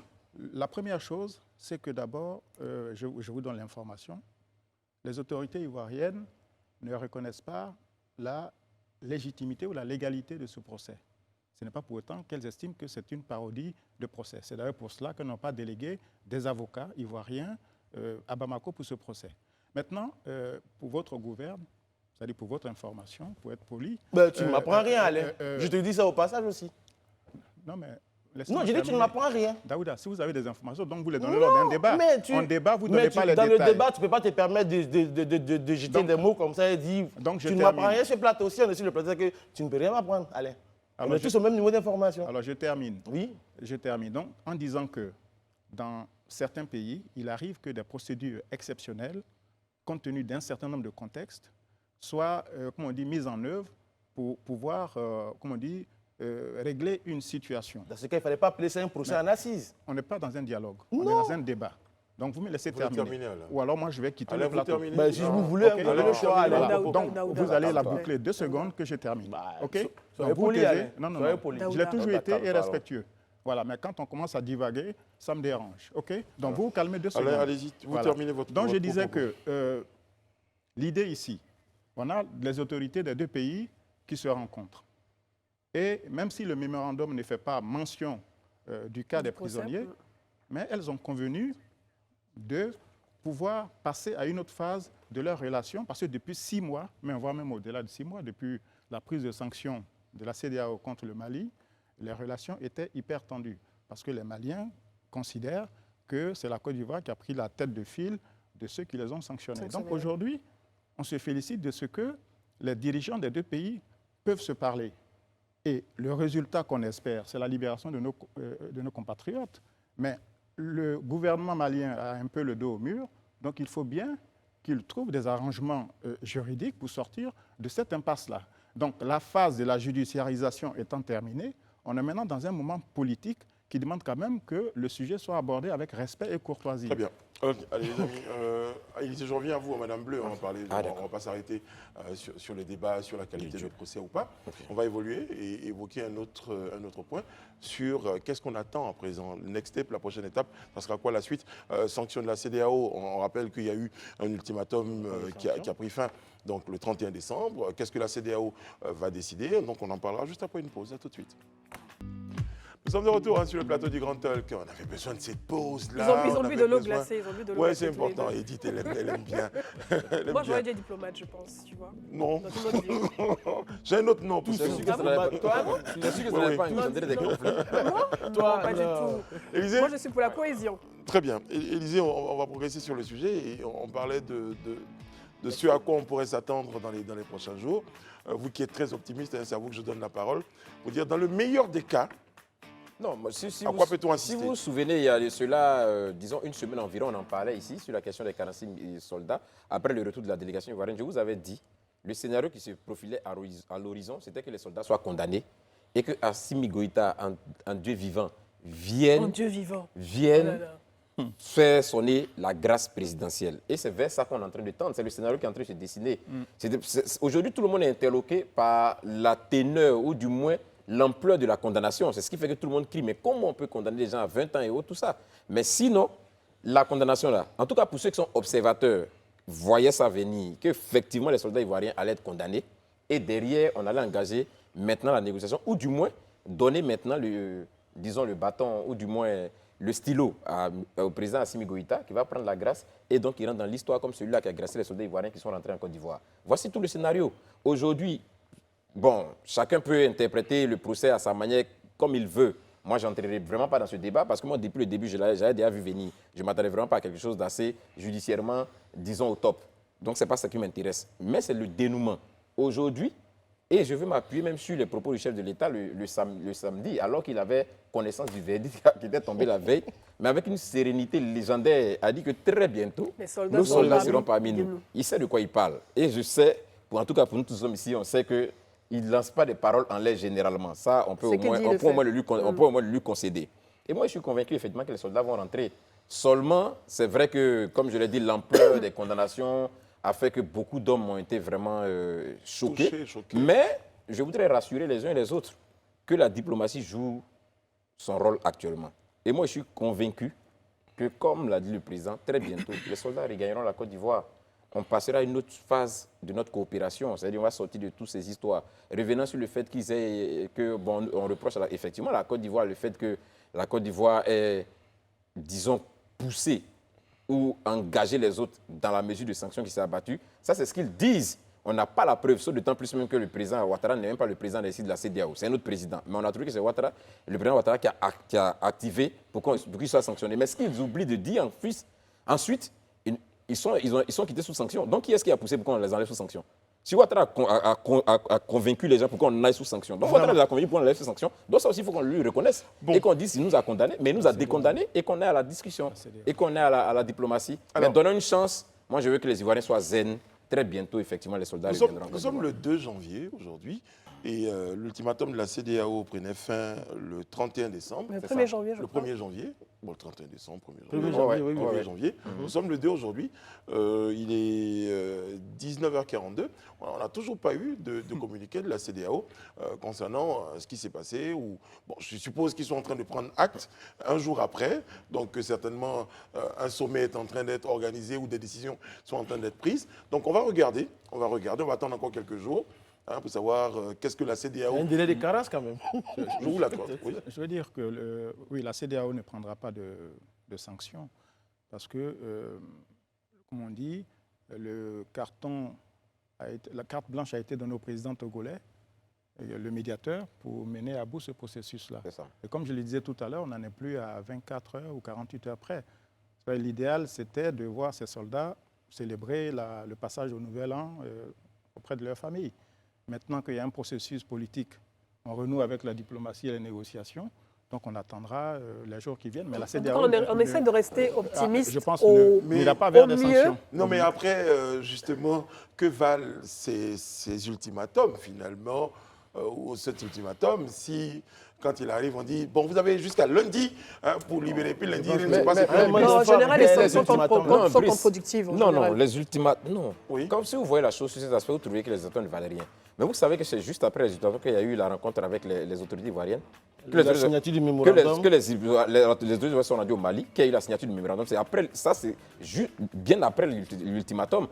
Et vous, aujourd'hui, on est tous assis ici, personne ne peut nous donner le contenu exact du mémorandum. Personne ne peut aussi nous dire sur ce plateau exactement aujourd'hui les canaux diplomatiques, ce qui est en train d'être fait. Donc on ne peut pas dire que l'ultimatum n'a servi à rien. Ça ne servi à rien si vous regardez juste en voyant, on nous a dit le premier, mais mettez dans la balance aujourd'hui le fait qu'après cet ultimatum-là, les autorités ivoiriennes, les autorités maliennes se sont croisées à Bamako. Mettez dans cet ultimatum-là aussi qu'à la suite de cet ultimatum, les canaux diplomatiques. Tout n'est pas encore terminé, si tu me permets, tout n'est pas encore terminé. Après, on est dans une situation, on est dans un rapport de force. Le rapport de force, c'est la Côte d'Ivoire, mais c'est également le Mali avec Assimi Goïta. Je suis optimiste, je veux rester optimiste et je prie pour qu'ils reviennent rapidement dans leur pays. Mais il faut on ne sait pas. Il faut toujours avoir un plan B ou un plan Z. Il faut aussi s'attendre à des votes face parce que quand on est en négociation, lorsqu'on est en diplomatie, on ne sait pas ce que la partie adverse a prévu dans ses poches. Donc je suis optimiste, mais je pense qu'il faut rester sur nos gardes. On est tous optimistes parce que notre souhait ardent, notre souhait le plus cher, c'est que dans les prochains jours, nos soldats regagnent la terre-mère de Côte d'Ivoire. On va le souhaiter, on va qu'on puisse le célébrer, célébrer. C'est ça. Donc on va croiser les doigts. Et il faut surtout féliciter le président Ouattara pour sa patience aussi. Et puis pour la chance qu'il donne au dialogue, parce que beaucoup dans l'opinion avaient commencé à imaginer, échafauder des plans, on va aller envahir le Mali, on va couper le courant. Des opérations d'extraction. Des gens qui sont totalement déconnectés des relations entre deux pays frères, dont les destins sont étroitement liés. Les liens sont séculaires. Très bientôt, ils reviendront. Nous, on va marquer une courte pause. Sharon Camara est au JT, elle nous attend. On lui rend une petite visite et on revient sur le plateau pour la suite de notre émission. Et là, il sera question du décryptage du discours du chef de l'État à l'occasion donc du Nouvel An. À tout de suite. Nous sommes de retour sur le plateau du Grand Talk en compagnie de Madame Edith Broubleu, qui a remis ses lunettes. Oui, parce qu'il faut que je lise mes notes, il faut que je lise également ce qu'il y a sur ma tablette. Sinon, je peux vous regarder dans les yeux sans mes lunettes. Oh, c'est très joli. Tu as retrouvé tes lunettes. Oui, tu avais remarqué? Non, je n'avais pas remarqué. Il n'avait pas remarqué, il n'a pas entendu qu'on soit en train d'en parler. Et tu es toute belle avec. Merci beaucoup. Je te préfère avec. Alain Toussaint avec nous sur le plateau. Merci. Brice est avec nous. Oui. Merci Alain. Vous savez compter le nombre de boutons une fois? Non, j'ai même pas le temps. J'ai pas le temps. C'est une chanson, je crois que ça s'appelle. Avec nous, Daouda. Voilà, toujours. Sa Majesté. Semper Fidelis. Et quoi ça là encore? Franchement. C'est du latin, toujours fidèle au poste. Semper Fidelis. Okay. Voilà. Je vous donne un jour la devise des Marines. C'est dans le même Oui, Semper Fi. C'est ça. Donc c'est le Fidelis qu'ils ont coupé en fi. C'est ça. Voilà. Élisée Boloubeu. Fidelis. Voilà. Les mains jointes, en symbole de respect, en symbole de sagesse. Très bien vu. Je dis au passage, bravo pour votre prestation musicale. Vous en avez eu deux particulièrement. C'était émouvant. Voilà, le 31 plutôt, le 30 et le 31. C'est quoi le titre? Quoi de Loucha? Je me rends compte que... Il chante très bien en plus. Si vous n'étiez pas joué. Non, je me rends compte que lorsque je prendrai ma retraite, je pourrais faire autre chose. Ben oui, tu pourras recevoir par exemple les week-ends tes amis et puis organiser un petit concert à la maison. Tranquille, non? Soirée karaoké, tranquille. Tranquille. Merci. En tout cas, on espère que vous êtes bien installés chez vous à la maison, que vous regardez le programme. Nous, on est bien, on est top sur le plateau. C'est ça. On est dans une belle ambiance.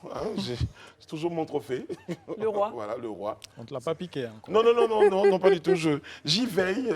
Je vais faire comme certains. Lionel Messi, tu as dormi avec. J'ai dormi avec mon trophée.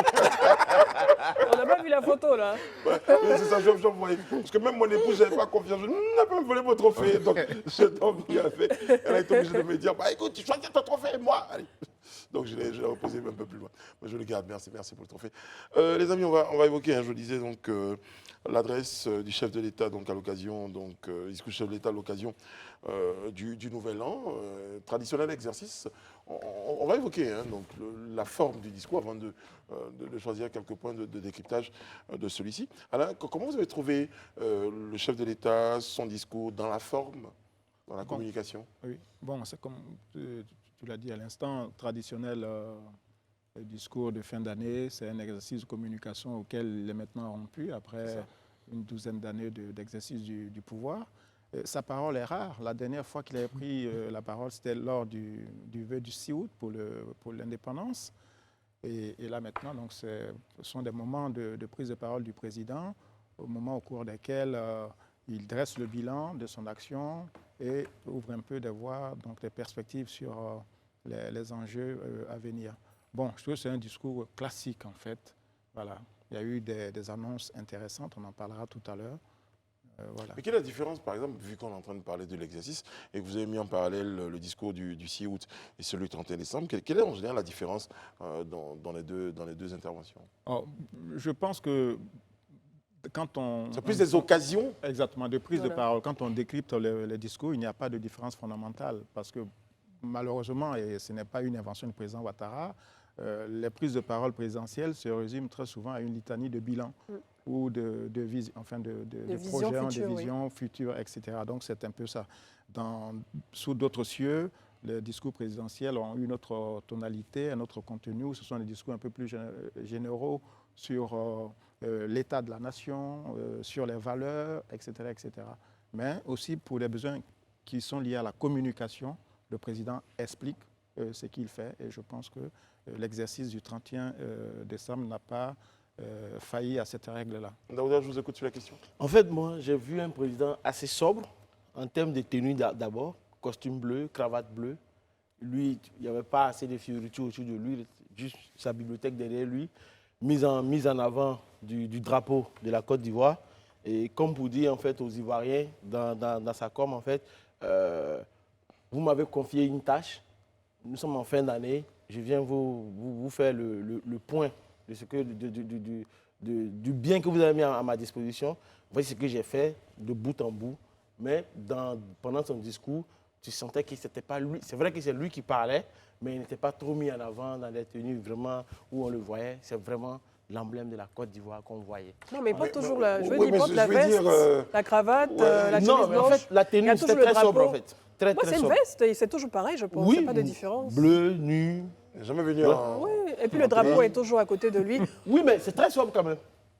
C'est très sobre. Même si la table, il n'y a vraiment rien. Mais il n'y a jamais eu de coupe de champagne sur la table. Oui, mais bon, on ne va pas parler de coupe de champagne quand même. Non, sérieux. Je veux dire, d'accord, ok. On voit ce que vous voulez mettre en avant. On va pas vous l'arracher. C'est bien noté, Daouda, on a noté votre point. Élisée? Mais moi, je note juste que... Vous avez vu la montre aussi du chef de l'État? Le discours. Daouda? Bon, j'ai vu ta montre pendant que tu sais... Non, parce que pendant que tu en parlais, j'ai vu la montre du chef de l'État. Oui, moi j'ai vu ta montre aussi. Voilà, là vous voyez la montre derrière moi. Je vois ta montre aussi. C'est un symbole pour dire, il est l'heure. C'est le temps, c'est l'heure de travailler. Voilà. Je ne sais pas si lors du précédent message, il y avait le drapeau de la CEDEAO. Généralement, à côté du drapeau ivoirien, il y avait le drapeau de la CEDEAO. Ça, c'est quand il était président en exercice, je crois bien. Il y avait le drapeau de la CEDEAO. Donc, bon, je vais vérifier sur les autres messages à la nation. Élisée? Oui, donc moi je dis, le message, il a tout le caractère solennel qu'on lui connaît, hein, comme d'habitude. Pour ceux qui ont l'habitude de suivre un peu le président Ouattara, que ce soit dans les prises de parole comme ça, qui sont très souvent très solennelles, qui sont la plupart du temps assez solennelles, le message précis, concis, qui va droit au but, c'est-à-dire il prend un sujet, il fait le bilan, il jette les perspectives. Vraiment le caractère solennel qu'on lui connaît, ce qui n'est forcément pas le cas quand souvent il se retrouve dans des cérémonies où on va au pas perdu, à la salle des pas perdus, ou bien souvent dans des cérémonies au Sofitel, où souvent il a quelques boutades même, mais ça vraiment le caractère très solennel, le message à la nation, avec, je ne dirais pas une mine grave, parce que ce n'est pas le cas, mais une mine assez vraiment sérieuse, pour dire que ce qu'il est en train de dire, c'est le fruit d'un travail abattu sur toute une année et les perspectives éventuellement. Il y a aussi cette volonté-là de persuasion, parce que quand on voit comment il mène déjà les bilans, et quand on voit les perspectives lancées, avant qu'il n'explique une situation pour dire voilà ce qu'on compte faire en 2020, il prend la peine de rappeler ce qui a été fait et il dit pourquoi c'est possible que ceci puisse être fait à telle période. Parce qu'il vous dit par exemple qu'on a subi une situation de crise avec la crise économique et tout ça, mais voilà ce qu'on a pris comme mesure et tout ça. Et cette année, on ira beaucoup plus loin parce que voilà ce qu'on veut faire. Donc, il y a vraiment cette volonté de persuasion qui se ressent dans le discours et comme je le dis, tout enrobé avec vraiment toute la solennité qui va avec. Donc c'est ce que je note vraiment dans ce discours. Très bien. Madame Bleu, comment les internautes ont réagi au discours du président, déjà dans le body language, parce qu'on va décrypter ça aussi avec vous, si vous souhaitez. Daouda a parlé de la tenue, il y a les mains, il y a beaucoup de choses. Beaucoup de choses, mais moi je retiendrai surtout je pense, pas son assurance, mais je le sentais beaucoup plus en forme par rapport aux précédentes prises de parole solennelles. On le sentait fier et heureux aussi des résultats et du bilan qu'il qu'il était en train d'annoncer en parlant du gouvernement et du Premier ministre et de tout ce qui s'est déroulé au cours de l'année, des chiffres dont peut se targuer la Côte d'Ivoire. Mais dans son body language, je l'ai senti beaucoup plus à l'aise, beaucoup plus assuré et beaucoup plus en forme. Et je pense certainement la plupart des internautes également l'ont ressenti. Et voilà. Mais la tenue, la veste, la cravate, la chemise blanche, le drapeau, voilà, c'est similaire, c'est pareil. Quoi, la statuette, l'éléphant? Oui. Bon, la décoration, je ne vois pas de signe Très derrière. Bien. Allez, on va progresser. Moi, je trouvais rajeuni. Voilà, c'est ça ce que je t'ai dit, beaucoup plus en forme. Beaucoup plus, voilà. Plus rayonnant. Rayonnant, aussi. voilà. Content parce qu'on est en 2023. Et l'année de la jeunesse aussi. Exactement, de la jeunesse. Vous l'avez dit. D'où le rajeunissement alors. Ouais, on le sent un peu révigoré. On le sent un peu révigoré. Pas sérieux. Alors, surtout plus et comment ça? Non, on les sent révigorés, on les sent beaucoup plus en forme. Rajeuni et révigoré. Voilà. Ouais. Et content des résultats. Mais c'est ça, je crois que c'est la joie c'est la joie du succès qui vous rajeunit. Qui rajeunit, c'est ça. Monsieur le Président, ben voilà ce qu'on pouvait dire donc à propos de ce qu'on a vu. Maintenant, on va décrypter ce que le Président nous a dit dans le fond. On a choisi quelques points. On va évoquer donc le point concernant donc la grâce présidentielle. On regarde une vidéo et on a le temps d'en revenir après. Que nous a dit le Président à propos de la grâce présidentielle? Regardons. Conformément à la Constitution, j'ai signé un décret accordant une grâce collective à environ 2000 personnes condamnées pour des infractions mineures. J'ai en outre signé un décret accordant une remise gracieuse de peine à environ 6000 condamnés, dont le reliquat de la peine à purger est inférieur ou égal à 3 ans, à l'exclusion des infractions graves et des crimes de sang. Au total, la mise en œuvre de ces 2 mesures conduira à la mise en liberté de près de 8000 personnes. Waouh! 8000 personnes. Non, je ne vais pas dire ce que je ne le dis pas. 8000 personnes seront remises en liberté par cette grâce présidentielle du 31 décembre 2022. On en parle, Daouda? Non, moi je pense que c'est déjà une très bonne chose quand on sait déjà que... C'est vrai que cette grâce-là, pardon Daouda, cette grâce-là, c'est vrai qu'on l'attend à chaque nouvel an. Oui, voilà, c'est quelque chose... On s'attend à ça à tout moment, mais je dis, si vous vous rappelez très bien, le CNDH dernièrement a fait un rapport qui disait que nos prisons étaient surpeuplées.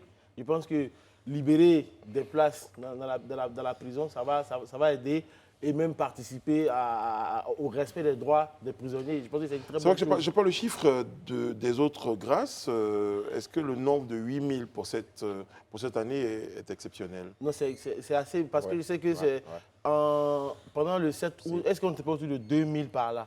2000 autour comme ça. 8000. Voilà, mais 8000, je pense que c'est assez beaucoup. Quand on sait que même la MACA, je crois que bien ça a été conçu pour autour de 7000 personnes. Oui, mais ce n'est pas que pour la MACA, c'est pour toutes les prisons. Oui, mais bon, n'empêche que ça va désengorger au moins la MACA et toutes les prisons de Côte d'Ivoire. Mais attention, on rassure, parce que quand on entend 8000 personnes en liberté... Ce n'est pas la MACA seulement. Non, ce n'est pas la MACA seulement, mais c'est surtout... Ce pas des criminels dangereux. Ce n'est pas des criminels dangereux. Élisée, vous avez la précision. C'est ça. Et effectivement, la grâce, comme lui l'a dit, les 8000, mais il l'a réparti. Les 8000, il y a 2000 à qui il a accordé une grâce collective pour des infractions mineures et une remise gracieuse de peine à environ 6000, eux, qui ont été condamnés dont le reliquat de la peine à purger inférieur ou égal à 3 ans. Donc c'est bien précis. C'est-à-dire les 2000, parmi les 8000, il y a 2000 pour des délits mineurs. Maintenant, les 6000 autres, c'est des gens dont la peine est en train de... Donc déjà, courir. ils avaient 10 ans de prison, ils ont fait 8 ans. Et voilà, il leur reste 3 ans maximum pour sortir. Donc c'est ceux-là qui sont concernés. Très bien. Je pense que c'est une très bonne chose. Voilà, c'est important. Sinon, les responsables de crimes de sang, eux, évidemment... Maintenant, on va venir épiloguer maintenant sur délit mineur, là, c'est quoi? Chacun a dit pour son parent les mineurs. Non, mais c'est clair, il y a des dispositions, comme je dis souvent, il y a des dispositions. Non, si, c'est la juste loi, ça a été. on voit ce qu'on considère comme être des mineurs, mais je comprends, Élisée, je comprends, on a tous voilà, une envie justement que quelqu'un qui nous concerne, qu'on estime être là-bas pour des raisons injustes ou injustifiées, bon, enfin bref, on espère que ces personnes pourront bénéficier de cette grâce-là. L'autre volet, c'est la santé. Un volet important donc, pour le chef de l'État, on a parlé de la fameuse CMU. Donc le chef de l'État a souhaité s'exprimer sur le volet santé, on regarde.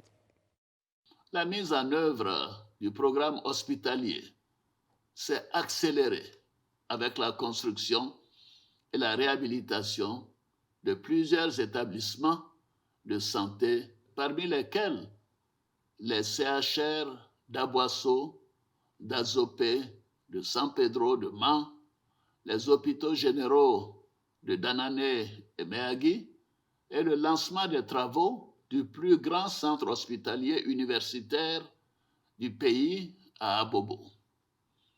Grâce à ces travaux et à bien d'autres encore aujourd'hui, c'est plus de 75% de nos concitoyens qui bénéficient d'un centre de santé à moins de 5 km de leur résidence. Ben ouais, les statistiques sont impressionnantes. On dirait 75% de la population, mais quand même. À des centres de santé à moins de 5 km de chez soi. Avec la construction du plus grand centre hospitalier à Abobo. Universitaire, à Abobo. Je crois que c'est important, donc la construction du centre et également qu'il soit doté donc, de plateaux techniques aux capacités donc, de dernière génération. En fait, l'objectif, c'est de vraiment rapprocher les populations des meilleurs centres de santé, donc mieux équipés, donc avec des plateaux techniques qui respectent les normes et surtout de pouvoir, et en plus de les rapprocher de leur centre hospitalier, de rapprocher également tous ces médecins, tous ces infirmiers, ces personnels soignants des populations. On l'a dit, hein, ça répondait un tout petit peu, ça venait un tout petit peu répondre aux préoccupations des uns et des autres concernant donc la fameuse couverture maladie, la fameuse CMU. Il disait, on veut avoir une CMU, mais on ne sait pas où se soigner, à quel point se soigner, qu'est-ce qu'il faut, qu'est-ce qui se trouve dans les hôpitaux. Il faut des infrastructures pour accueillir donc. C'est ça, et l'accès. Bon, c'est bien d'avoir les infrastructures à proximité, encore faut-il que les populations puissent avoir accès, d'où la couverture maladie universelle qu'il faut continuer de promouvoir, de vulgariser. Et de rendre fonctionnel. C'est ça, exactement. Voilà, c'est vrai, le jeudi dernier, déjà dans ma chronique, c'était un peu ça, le point sur les infrastructures sanitaires réalisées. Et sur cet aspect, il faut dire quand même que des efforts ont été faits. Vraiment, pour ces 2 dernières années, on note, c'est vrai qu'il a évoqué tout à l'heure les CHE de San Pedro. Déjà, au passage, hein, le CHE de San Pedro, c'est un nouveau CHE qui a été construit. Mais l'hôpital général de San Pedro, qui existait, a été réhabilité. Donc, du coup, ça a doté San Pedro vraiment de 2 infrastructures de santé de pointe. À côté de ça, on a le CHE de Mans qui a été inauguré. On a le CHE d'Aboisseau qui a été inauguré. On a le CHE d'Azopé qui a été inauguré. À côté d'eux, il y a des hôpitaux. Et tout ça cette même année. Il y a des hôpitaux généraux, par exemple, de Méagui, l'hôpital général de Danané, et il y a l'hôpital général de Bundiali, de Kachula et autres qui sont en train d'être réhabilités et qui seront disponibles bientôt. Le Premier ministre a posé même la pierre de l'hôpital général de Wangolo. Donc il y a un ensemble vraiment d'infrastructures. On sent quand même que sur l'aspect d'infrastructures sanitaires, des efforts sont faits. Et ça, c'est vraiment à saluer. C'est à saluer parce que, comme on le dit, on peut beau donner du travail aux gens, on peut beau mobiliser les populations sur des projets, mais on a besoin d'un capital humain en très bonne santé pour garantir des résultats satisfaisants. Et ça, c'est déjà une très bonne chose. Très bien. On va poursuivre, hein, parler de sécurité. On va évoquer le volet sécurité. Cher au cœur de mon cher Daouda sur le plateau. Betrabé 2. Betrabé 2, vous l'avez dit. Regardons ce que le chef de l'État nous dit à propos de la sécurité. Nous avons également procédé au renforcement de notre dispositif de sécurité intérieure et à l'augmentation des effectifs et des capacités opérationnelles de nos forces de défense et de sécurité au cours de ces dernières années, notamment aux frontières nord. Mes pensées vont particulièrement à l'endroit de nos soldats détenus au Mali depuis le 10 juillet 2022. Grâce aux actions diplomatiques entreprises avec l'appui de dirigeants de plusieurs pays amis, notamment le président de la République togolaise, son Excellence M. Faure Gnassingbé, 3 soldats femmes ont été libérés en septembre dernier. Les 46 autres soldats regagneront bientôt le sol ivoirien. Mais bah ouais, en tout cas, on va se tenir à cette promesse du chef de l'État. Pour dire, on le disait sur le plateau, hein, qui a pris donc cet engagement-là. Donc, il annonçait donc nos soldats regagneront très très bientôt le sol ivoirien. À côté de ça, hein, donc on a parlé de la sécurisation de nos frontières, de la sécurité intérieure et d'autres points donc, de sécurité qui ont été évoqués par le chef de l'État. On peut être sûr, on peut dire en Côte d'Ivoire aujourd'hui, sur le plan de la sécurité, de grands efforts également sont faits et les résultats sont palpables. Brice, une chose est sûre, hein, la sécurité zéro n'existe nulle part, même dans les plus grandes, disons, démocraties, les plus grands pays, les pays les plus développés, la sécurité zéro n'existe nulle part. Mais sur cet aspect, aussi, comme vous le dites si bien, des efforts ont été faits. On veut juste même s'appuyer sur les dernières grandes actions qui ont été posées dans le domaine le domaine sécuritaire. Tout à l'heure, en entame de l'émission, on a évoqué les différentes opérations qui ont été mises en place pour sécuriser non seulement les fêtes, mais pour sécuriser le territoire. Mais on a en mémoire la récente unité de police qui vient d'être créée, la police recours, qui a déjà commencé à travailler, qui travaille si bien.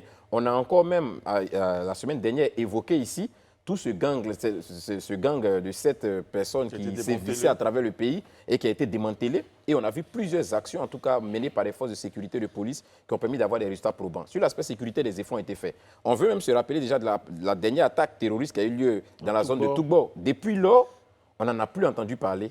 On a vu qu'effectivement, il y a eu un déploiement massif d'éléments sur les lieux, mais il y a eu disons, un renforcement de capacité des équipes opérationnelles sur le terrain qui a donné des résultats probants. C'est vrai que la sécurité n'est pas comme un résultat d'examen où on viendra toujours dire voilà ce qu'on a fait. Parce que, comme on le dit, une bonne sécurité est aussi souvent, comment dirais-je, discrète. Donc, mais sur ce niveau-là, même aujourd'hui, il suffit de se promener un peu à Abidjan à partir d'une certaine heure. On se rend compte quand même quand on ne voit forcément pas des militaires un peu partout, pardon, des forces de police un peu partout, mais on a une certaine sérénité, on a une certaine sécurité, on se dit que vraiment on est surveillé. Donc ça, sur cet aspect-là, je crois qu'on peut tous quand même reconnaître que des efforts ont été faits. Comme je le dis, la sécurité n'est jamais, la sécurité zéro n'existe pas. Oui. On va toujours demander à nos forces de continuer encore, de toujours accélérer, de poursuivre. Et lui-même l'a dit, le chef de l'État, continuer encore d'équiper les forces davantage pour qu'elles soient beaucoup plus opérationnelles. Dans certains pays dits développés, souvent on vous dit qu'une personne se fait tuer toutes les 5 minutes. Pour dire que ce n'était pas forcément le développement, c'est pas forcément tout ça. Ben oui, il y a un autre. C'est pas faux non plus. Bon, on va progresser. Hein. Un autre volet, c'est le volet social. Voilà, que nous a dit le chef de l'État à ce propos, regardons.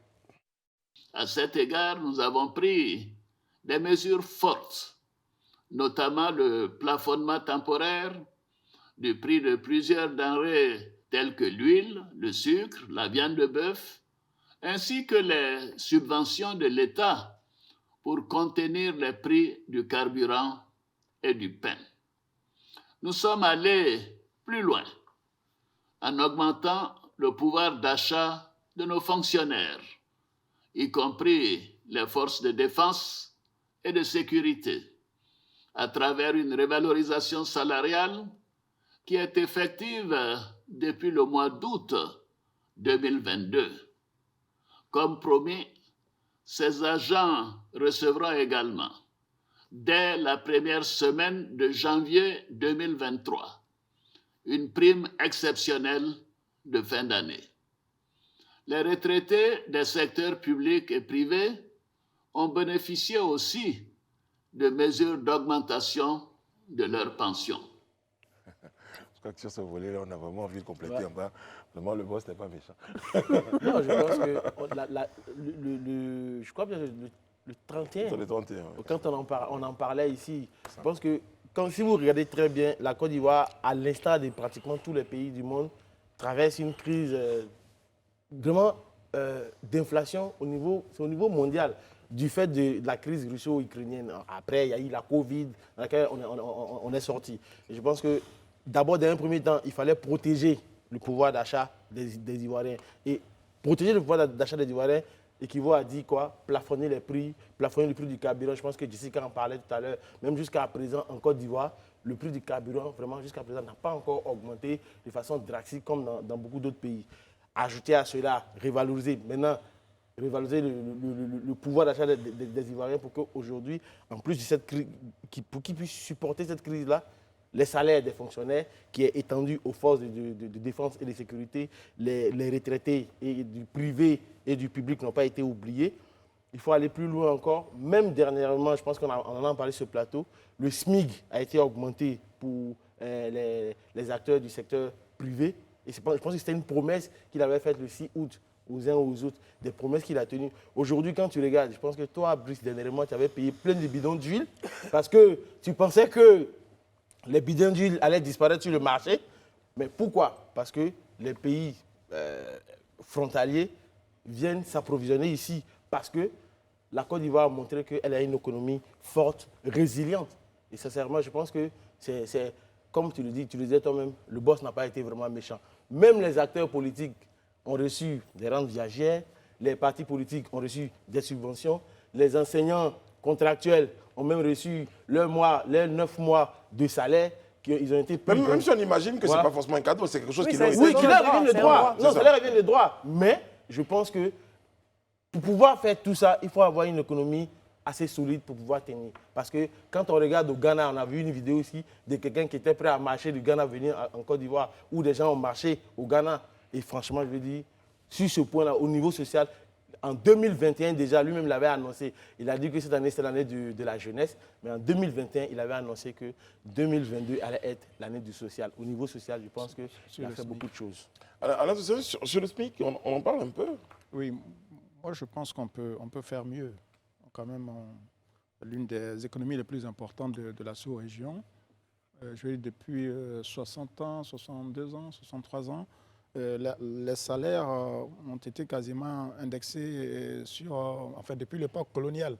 Parce que l'essentiel de l'outil de production, l'outil industriel était entre les mains des colons. Donc, qui avaient plus intérêt à payer moins cher. Et je pense qu'il faut demander davantage d'efforts au patronat ivoirien, qui reçoit quand même environ 6 à 7 milliards de francs chaque année de l'État.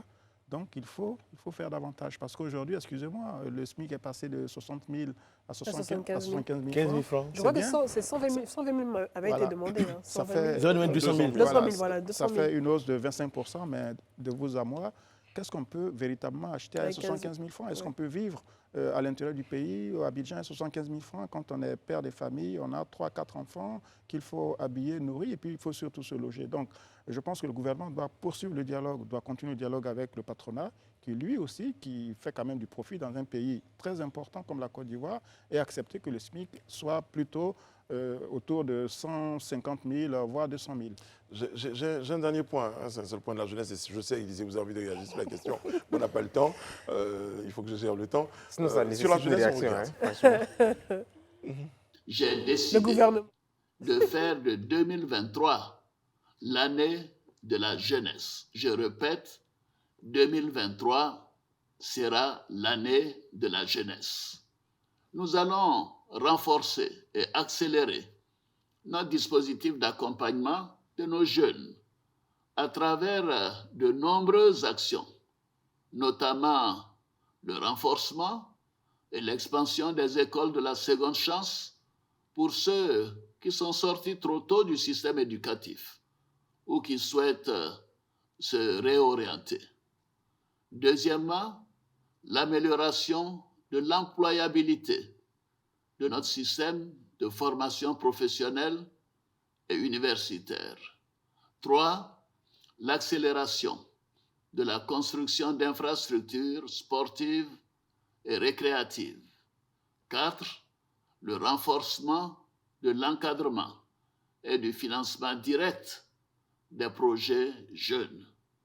5. Une participation plus accrue des jeunes au marché public de l'État et la mise en place d'un incubateur pour l'innovation et l'entrepreneuriat pour catalyser le génie créatif de nos jeunes et accélérer le développement des startups. 2023, l'année de la jeunesse. Et j'ai entendu le développement des startups. J'ai bien aimé l'appui sur le ps. Et c'est bien de savoir que 2023 sera l'année de la jeunesse, sur tous les plans. Donc, de savoir également que c'est vrai qu'on a eu des programmes comme l'école de la seconde chance qui ont démarré depuis déjà plusieurs années, mais qui se sont accélérés et qui permettent aux personnes, donc les jeunes qui sont laissés pour compte par le système éducatif, qui malheureusement ont été exclus à un moment donné du système éducatif, qui ont la possibilité, grâce à une formation qualifiante, de pouvoir trouver rapidement du travail. Très bien. Et voilà, ça, c'est à féliciter. Très bien. Merci, Madame Bleu. Élisée Bolouboué, on va terminer avec vous. Malheureusement, tout le monde ne pourra pas s'exprimer sur la question. On va terminer avec vous l'année de la jeunesse et vous aurez le temps d'apporter la réponse que vous vouliez souhaiter tout à l'heure. Ah non, ça finalement. Je pouvais terminer. Vous voulez réagir? Non, oui, mais bon. Il voulait réagir au SMIC. Ça vous a touché. Non, c'est pas. Je pense qu'on est déjà au thème de l'émission. Allez-y. Nous, sur la question de la jeunesse, c'est ça? Oui. L'année de la jeunesse, oui. Je pense que déjà, il y a eu un ensemble de programmes, de dispositifs qui ont été mis en place en faveur de la jeunesse. Mais comme le président lui-même l'a reconnu, ça reste encore insuffisant. Donc il faut qu'on puisse renforcer cela. Parce qu'aujourd'hui, une population constituée à 75% de jeunes qui ont moins de 35 ans, je crois que ça nécessite encore beaucoup plus d'efforts. De 7 à 77 ans, on est jeunes. Ça nécessite beaucoup plus d'efforts encore pour créer des mécanismes. C'est une très bonne chose. Moi, c'est juste d'inviter les jeunes vraiment à s'approprier tous ces mécanismes qui sont mis à leur disposition, tous ces programmes qui sont mis à leur disposition. Ce n'est pas la peine de s'asseoir pour dire non, c'est fait pour un groupe de personnes. Allons-y au contact, allons nous inscrire, allons prendre part à ces programmes-là. Et puis, c'est peut-être là que notre voie va s'ouvrir définitivement. Donc, c'est vraiment important aussi que les jeunes décident d'aller au contact de ces programmes. C'est pour eux qu'on le fait. Pour le SMIC? Pour le SMIC, vous insistez, hein? Oui. Ah non, pour ce que je voulais juste dire à Alain que ce qu'il dit n'est pas tout à fait faux. Mais moi, je pense que autant il peut voir le verre à moitié plein, à moitié vide, autant nous, on peut le voir à moitié plein. Parce que le SMIC, on est passé de 36 000 à 75 000 en l'espace de 3 à 4 ans. Je crois que c'est un effort qui a été fait. Parce qu'on était à 36 000 en 2020. Et là, aujourd'hui, en 2022, on est en train de passer à 75 000. Donc, c'est des efforts qui ont été faits. C'est vrai que ce n'est pas encore suffisant. Pour un pays qui a une croissance régulière à 7% presque chaque année. Mais il faut reconnaître d'abord l'effort. Voilà. Non, mais un pays qui a une croissance à 7%. Un pays qui a une croissance à 7% chaque année, qui dure sur 10 ans et qui a fait 30 années sans investissement. C'est-à-dire où il était dans le fossé, d'un creux. Donc, il faut rattraper ce niveau de gap et puis essayer d'évoluer. Donc, ce n'est pas parce qu'on est à 7% sur 10 ans. Donc, je vais résumer. Donc, il faut voir derrière les efforts qui sont faits. Les profits des entreprises ont augmenté de façon... Donc, je vais résumer. C'est pourquoi on a inauguré aussi 5 CHE en 2022 et qu'on est en train de construire encore d'autres. S'il vous plaît, messieurs. Donc, il y a des efforts qui sont faits. Donc, ce que vous voulez dire globalement, des efforts ont été faits, mais il faut faire plus d'efforts. C'est ça. On est tous d'accord toute cette table. Amélioration continue. Voilà. Surtout sur l'aspect, pour moi, de la gouvernance, sur l'aspect de la corruption, parce que c'était un des points forts du chef de l'État l'année dernière. Sur cet aspect-là, je pense qu'il y a des efforts à faire. Là, il y a beaucoup d'efforts à faire. Mais après, c'est la question des efforts. Non, on verra qu'il y a des efforts partout. Oui, sur la corruption, il y a beaucoup d'efforts. Je vois si c'était... Après, je vais regarder si dans la vidéo, là, il y a des sur la jeunesse, il faut qu'on revienne peut-être dans les prochaines années. Nous n'avons jamais vu que c'est l'année de la jeunesse. Pour la jeunesse, on aura l'occasion. Peut-être qu'on aura cette année, sait-on jamais, une interview exclusive du chef de l'État sur notre chaîne, sur notre plateau. Exactement. Monsieur le Président, on l'a dit sur ce plateau, vraiment bravo pour les efforts en 2022. Et nous, en tout cas, notre souhait, ça fait partie de ce qu'on souhaite pour 2023, c'est de vous avoir sur un de nos plateaux. En tout cas, une intervention sur Live TV, c'est demander de tous nos voeux. Comme vous n'êtes pas loin, je suis disposé à me rendre quand vous voulez. Un bon voisin pour vous dire bonne année à vous, premier des Ivoiriens, bonne année à tous les Ivoiriens. Bonne année. Pardon? La première dame. Oui, non, mais quand j'irai voir le président pour dire bonne année, son épouse sera là. J'irai certainement vous présenter le trophée. Chacun cherche des raisons. Notez qu'on a été, mais aussi à tous les acteurs de l'opposition, on n'a pas suffisamment dit, à notre opposition, à tous les leaders de l'opposition, de la société civile. Bonne année à vous. Bonne année à vous. Et puis merci quand même d'avoir créé un climat plus ou moins apaisé durant toute l'année 2022. C'est vrai qu'on rentre dans une année électorale, on voudrait encore le prier d'aller vraiment dans cette dynamique-là, vraiment un front social apaisé. On a pensé qu'on avait terminé. Bon, mais chacun prend ses fiches. On peut laisser Élisée. Éteigner la lumière en partant. Éteigner la lumière en partant. C'est le gars. On a fini en fait. Merci à vous. On était très heureux d'être en votre compagnie. Prochain rendez-vous concernant donc le Grand Talk, c'est demain sur ce même plateau-là. Et puis pour ceux qui ne sont pas allés au travail aujourd'hui, allez au travail demain. C'est ça. Que Dieu veille sur vous, que Dieu veille sur la Côte d'Ivoire. À demain.